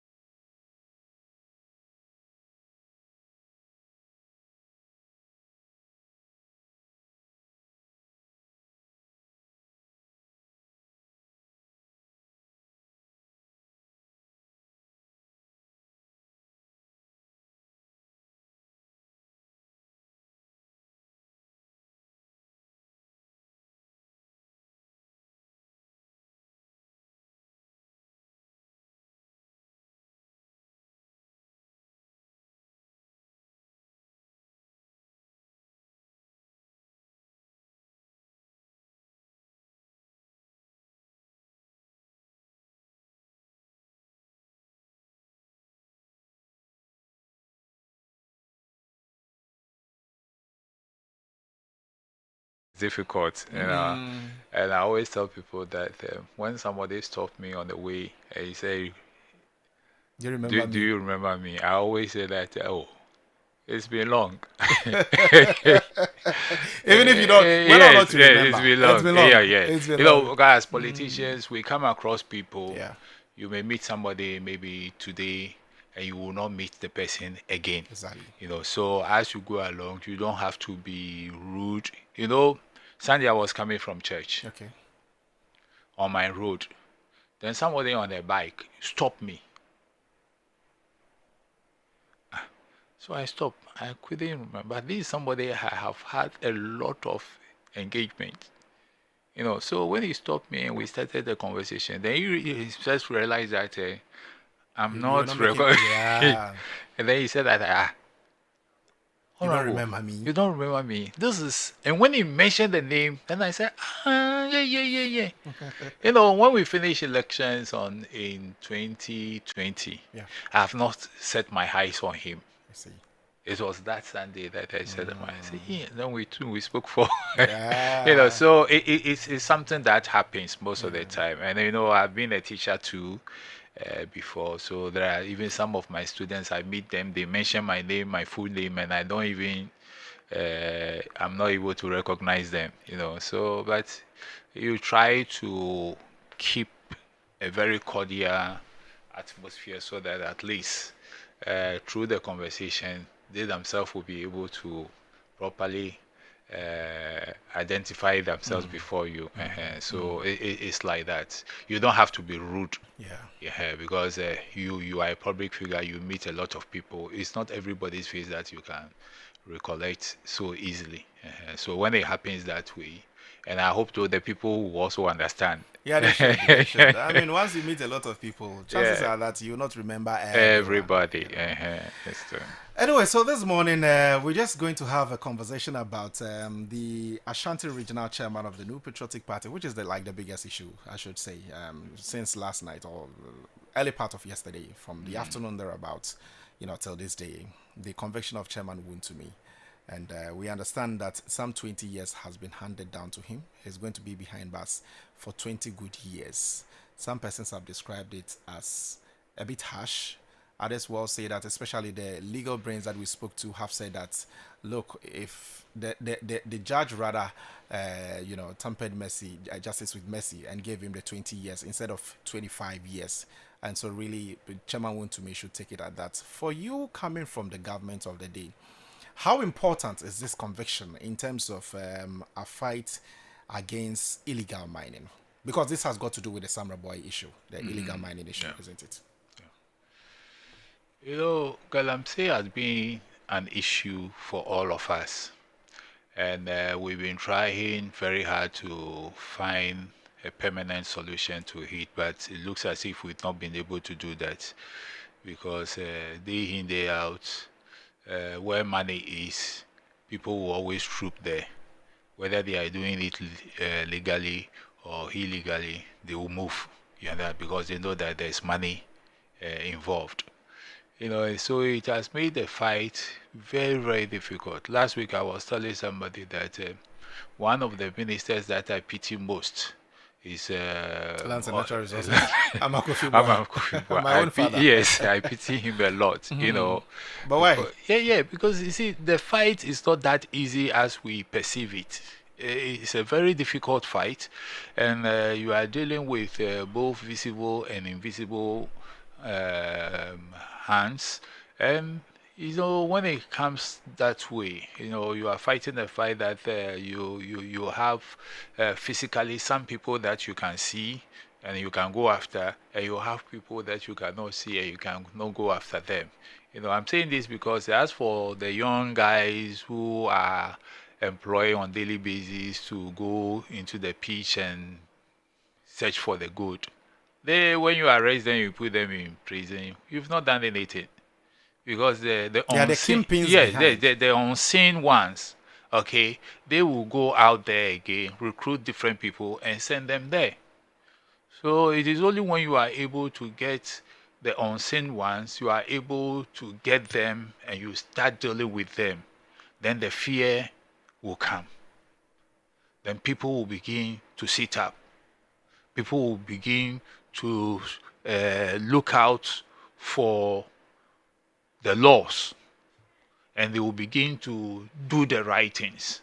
But when you are not able to get them, they will hide behind and they will be doing the wrong things. And that is the problem we have in this country. So it is hard time that we'll begin to fish out those unseen people behind and bring them to book. If we are able to do that, you realize that we'll reduce this galamsey menace to a very minimum level, if not eliminating it completely. And it's a hard time that as Ghanaians, you see, in Ghana here, it's like when you are rich, you are very powerful. Because the whole country, everybody is looking for money. So if you can use your money, to grease the palms of people, you are quick to go, irrespective of what you are doing. And that is a very bad thing in this country. So I think that, with the conviction of Wontumi, it will serve as a lesson to all the big guys who are involved in galamsey activities.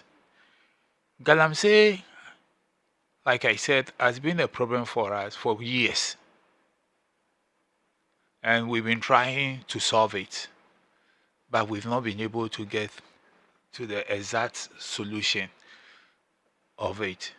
So, I don't know.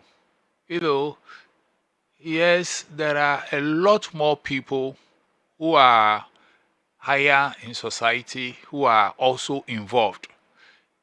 It's rather unfortunate that Wontumi has been the first example, and we have dealt with him the way we have. Some are saying that, it should have been a minimum. If you look at the law says that between 15 to 25 years, okay?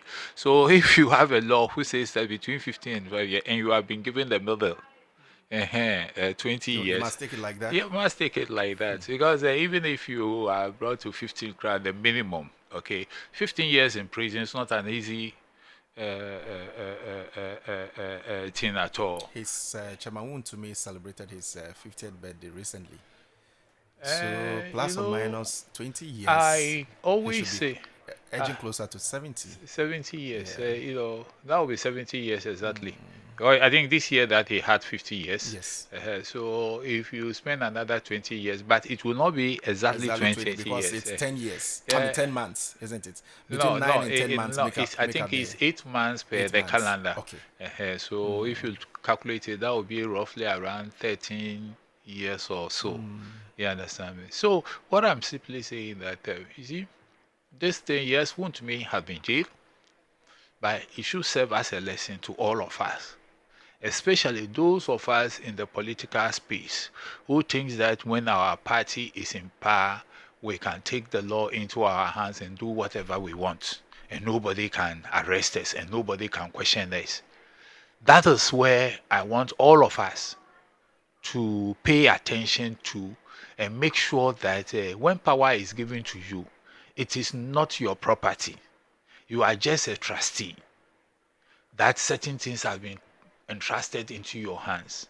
So you should live and do things in such a way that tomorrow when you are not in that same position and you are called upon, you can give an account of what you did, and that account will be perfect.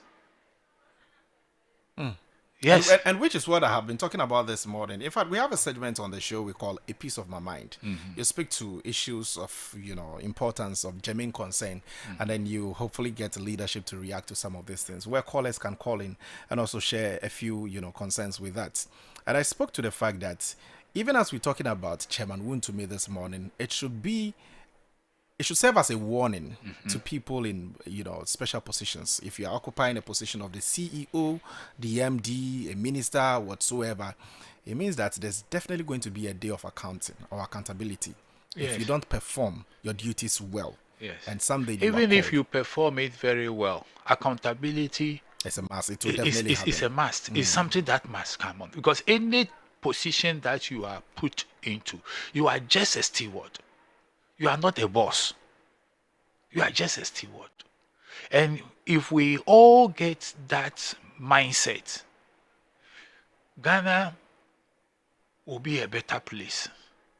If all of us will get to know that the positions we have been given, we are just servants to the people. We are there, the nation's interest is what we pursue. If we can get that mindset and not that I have the power, I can use it to amass wealth for myself, irrespective of what the laws are saying. Because I'm a politician, because I'm holding a higher position that when I speak, everybody listens to me, then let me abuse the position that I've been given. And I think that is a very bad thing to do. You know, mining, if you are your government is in power and you want to do mining, you can do mining and do it legally. You understand me? Because yes, there are processes you have to go through, but you and I knows that even the processes, okay, you can go through and they can speed it for you to get your license on time. If maybe it will take maybe 6 months for somebody to get it, you can work your way out and maybe get it in 2 months or in 3 months. You understand me? These are things that when your party is in power, you can take advantage of because they know you. Okay, they are people you'll be moving out with, in and out with. So you can easily get certain things done at a faster rate for you than others. That doesn't mean that because you are in power, you can bypass the laws. Exactly what I wanted to ask. And decide. I mean, take the laws into your account. Do things that you, even when you if you recall, Wontumi's case, okay, when it came up during the campaign time, the then Minister for Lands and Natural Resources, yes, Abu Jinapo, yes, issue a letter, and in that letter he said that Akunta mining has not been given the authority. He was cleared. Yes, it was very clear on it. He said he has never. You know, so if you are wise, you would have done something about it. So it also indicts the former minister, you say? No. To me, he did his work, okay, because when the issue came up, you know, when somebody is doing something illegal, you will not know until maybe the wind is blow, then based on that, you can take a decision. And it came out clearly. But, you know, as I was coming, I was listening to you and your...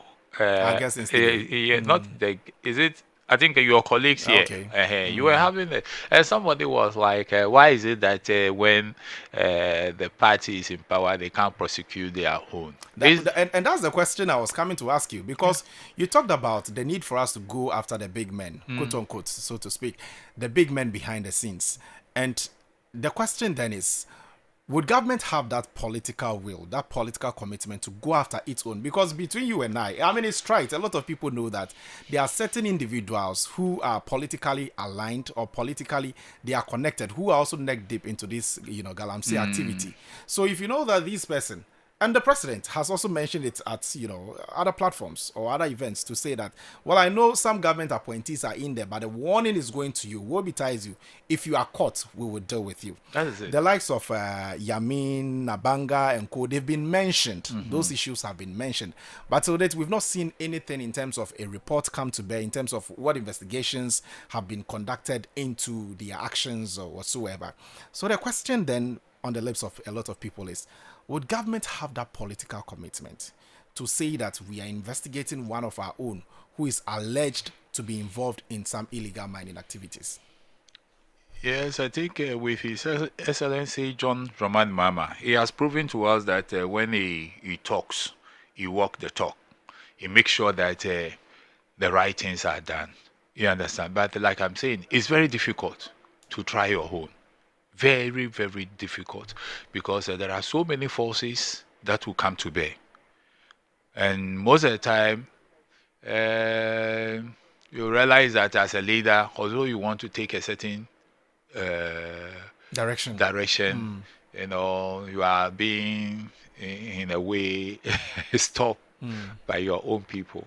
But one thing is that crime does not go. It doesn't expire. It doesn't expire. So, irrespective of what will happen today, you should know that tomorrow you can be brought to book. And I think that is exactly what happened to Wontumi. You remember the president's making the public statement about that Wontumi is not involved in any illegal mining. You remember Apunta mines, you know. But today, what is the court saying? It's a different thing altogether. So you should not be somebody that you should be rejoicing because of this that has happened. You understand? Yes, I believe that we should always allow our laws to work. You know, so if you are in government today and you are involved in such activities, even if your party doesn't have the political will to come after you, know that crime does not rot. If the table stands, somebody will come after you. So that alone should help you to do the right thing. You know, so the names that you've been mentioned, I think, and when it came up, they were referred to the investigate. I think is it Yuoko or I've forgotten, but they were referred to some institutions to conduct investigations. I think the police CID was involved to conduct investigations and report back. I don't know how far they've gone with that this day, but I think it will be in the interest of even those people to pursue it and make sure that the report comes out. If they think that they are clean, it's in their own interest to pursue it and make sure that it gets to the logical conclusion. They should come out with the report to say whether they are guilty or not. You understand me? We should be. Because if my name had been mentioned and I know that I am not, I should be concerned about it. Because so that I have to go, so that at least the investigations will go on and let it come out that I'm clean. You know, so yes, but me, I see it as a positive side. Whether if your government is able to prosecute you or not, okay, definitely, if we have this cycle going on, my brother, do you think that somebody will go into it again? Yes, because you know that when you do the wrong today, and because you think that your party is in power, you are doing the wrong and nobody can touch you. When the tables turn, somebody else will touch you. And maybe that one will even be more severe. You understand me? I do. So that at least all of us should have that mindset, you know. And I believe that the public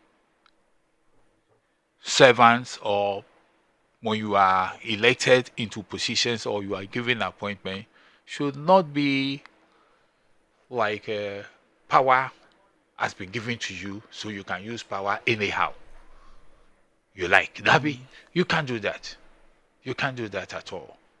So we should be mindful of it, you know, and develop that servant attitude approach when we are in government.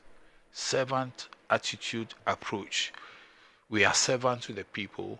Let's serve them well. And you know, if you have that, you know, in the house, when you have somebody who is helping you, who is your servant in the house, at times they know even the house more than yourself. They know where everything is. They control everything. You understand me? And they also have that mind that they are serving you. You know, you when you leave the house in their care. They know where everything is. You know, so if they decide to go on rampage in your house, taking things that do not belong to them, selling them and doing all sort of things, will you be happy about it? You won't. And then when you get them, you put them before the law courts. You understand me? So that is how running a country is. The whole of Ghana, who are our bosses, they have put you there that look after this for me, do this for me. And you see, when your party is in power, it is not only those who are given appointments that are in power, all of us. You understand me? So your actions and inactions are also whether you've been given an appointment or not, people are looking at you. Yes, Wontumi will say that he was not given an appointment, but the things he was doing, because the party was in power, were not in consonance with our laws. Well, not at all. You know, you have problem with mining issues. You have problem with institutions that gives out loan. You have problems with almost everybody. And that tells you how people can abuse the power. So yes, it has happened. If I'm looking at it from the human point of view, I would say that I'm not very happy. I feel sad for him because I know he has children, he has family, he has this, but the law is supreme. And whatever, yes, and whatever we are doing, we should be mindful, especially when you are in public space. You understand? And you know that some decisions can be challenged at court. That is where you need to be extra careful in all your decisions. Where you are not very clear, seek legal opinion before you take the decisions, before you get yourself involved in those activities. Because if you don't, a day will come that you have to give an account. Well, you're still live with us here on Class 91.3 FM. My name is Charles Akrofi, and here with me is Alexander Akwoku, who is a former parliamentary candidate or parliamentary aspirant for the NDC for the Botiano English Amanfro constituency. We're having a conversation as regards the sentencing of the Ashanti regional chairman of the New Patriotic Party, who has been given some 20 years behind bars. Yesterday, I listened to his close friend Paul Grave, who says that, well, he parted ways with him, and it was such a sad moment with him. So he essentially confirmed that he had been taken into Insawam. But you mentioned something.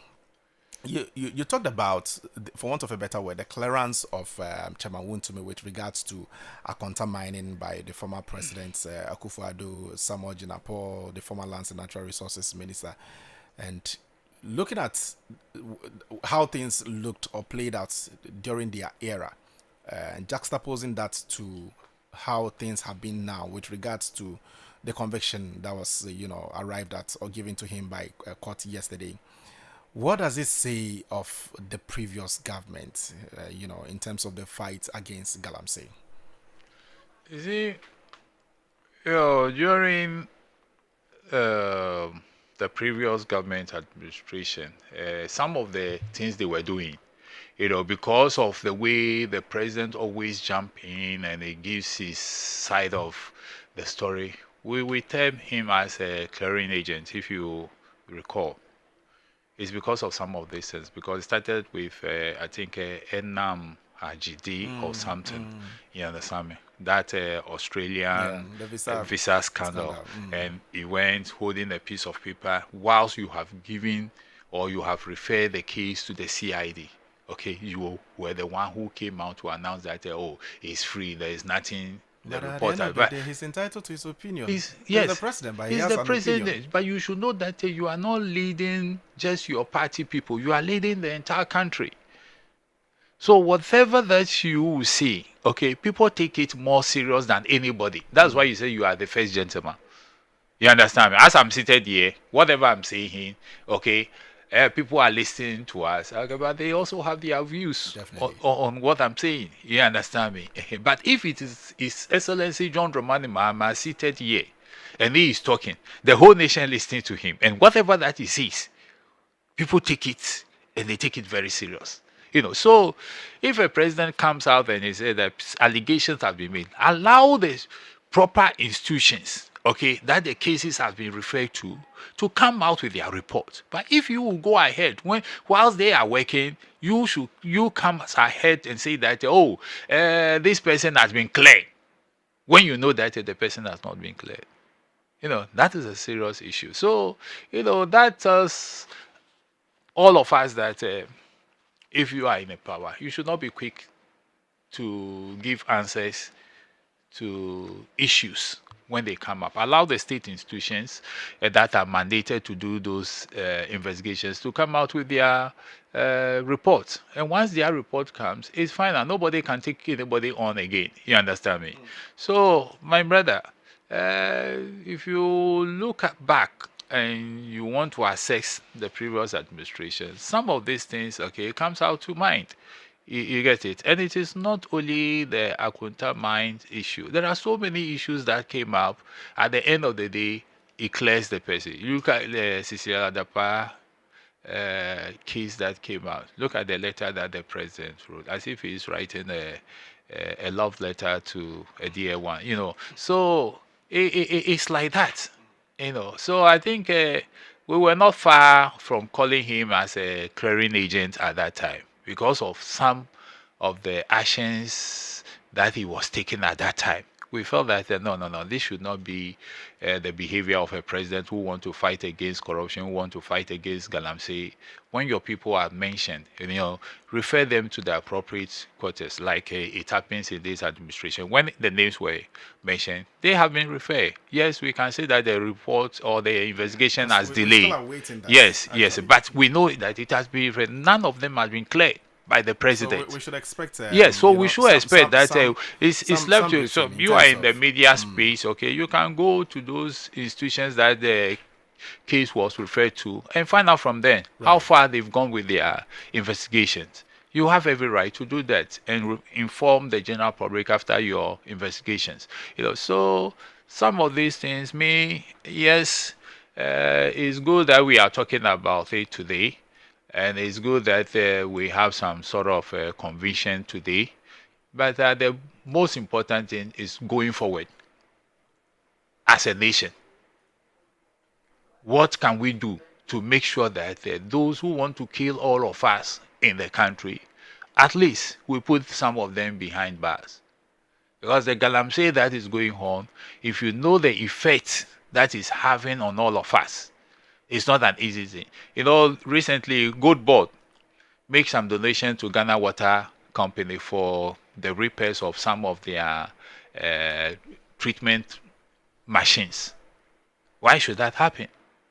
It's because now Ghana Water is spending so much. Their machines are overworking because of the turbidity of the waters that they are treating. And this is creating problem for all of us. You are there, your taps can be shut down for almost a week, at times 2, and even beyond. That your water is not flowing through your taps because Ghana Water is having challenges. You know, recently, I think somewhere around Swedro or so, a treatment plant over there was shut down because the turbidity and the silt in the water has become so much that the volume of water they have there was so small for treatment. You know, so these are serious issues that we need to talk about. You know, I don't know. You see, the MPP leadership of today, they are not helping themselves at all. Yesterday, when I heard Justice Justin Koduya and others, yes, making the press conference, I asked myself, have they had the opportunity to sit down, go through the judgment statement that the judge brought out yesterday, analyze it properly before organizing, or because they are acting out of emotions, they decided that they are going to talk? Because if you read through and you look at some of the things that he said, you know that no, they shouldn't. You know, so all that I'm simply saying is that yes, if you are close to Wontumi, you feel very sad. You understand me? It's a natural. If you are thing. also, even if you are not close, you still feel sad. If you are at a distance, don't be happy, okay? But wherever you are, ask yourself, if such a thing happened, how will you take it? Okay. You know, so that at least, yes, as for the laws of the country, if you are my friend and you are caught by the law, I can sympathize, empathize with you and all those things, okay? I will come to the prison, come and visit you and so on. But I can't do anything That's true. Again, you understand me? So let's all try and live within the law. And make sure that we are doing the right thing. The mere fact that your party is in power does not mean that the law is, would always favor you. Is silent or the law has gone to sleep. No, the law is still active. If you are not brought before it, that doesn't mean that the law has gone to sleep. If you are brought before it, you realize that it is very active. Okay, time is up for us to actually wrap up the conversation. Just few messages. Charles, good morning. The MPP should allow the laws of the country to work. We don't need Obama to come tell us again. Go to, is it Odaso? Odaso in the Ashanti region. A whole water plant is spoiled because of galamsey. Good morning, Charles. I think the former president, Nana Akufo-Addo, should provide the evidence on which he stood to say Akonta Mining and co were not engaged in illegal mining to appeal. Justice Community 1 sent in that message. Well, this is Class 91.3 FM. There's a Class Morning Show. We're just about wrapping up. But are you ready to reveal your fortune and reveal scratch for win is here to change your life for good? Just dial star 850 star 5 hash and win up to 1 million Ghana cedis in cash prizes instantly. It's easy, it's exciting, and it's regulated by the National Lottery Authority. So star 850 star 5 hash. You choose your station to play the game on, i.e. Class FM. Select stake amount between 5 Ghana cedis and 2,000 Ghana cedis. Choose your lucky card out of 5 options, confirm gameplay, and enter your Momo pin. You'll receive your game results and winnings instantly. It's easy, fun, and exciting. So get ready to scratch, win, and live your best life with reverse scratch for win up to 1 million Ghana cedis are for grabs. Star 850 star 5 hash is the short code. Reverse scratch for win. Scratch it. Kenedi Sika say bam, and it's strictly for persons 18 years and above. What is how we draw the curtains on today's edition of the Class Morning Show? Unless, of course, you have some parting words briefly. Oh, no. Honorable. I know. For now, I think it was yesterday that a friend of mine rather celebrated the birthday. Oh, okay. So let me take this opportunity to wish her a belated happy birthday. That is Laurentia Hasford. Okay. She had a birthday yesterday. I wish her all the best. Laurentia, and happy birthday, or a belated one. Yeah, a belated one. Yeah, a belated birthday wish going out to you from Honorable Akoku and all of us here at Class 91.3 FM. I'm signing off now. My name is Charles Akrofi. Tomorrow, same time, you want to make a date, and we'd definitely, bring you the good conversations that we do every day right here on Class 91.3 FM. Up next is going to be news at 10 with Irajua Crunches. They can stay to Class 91.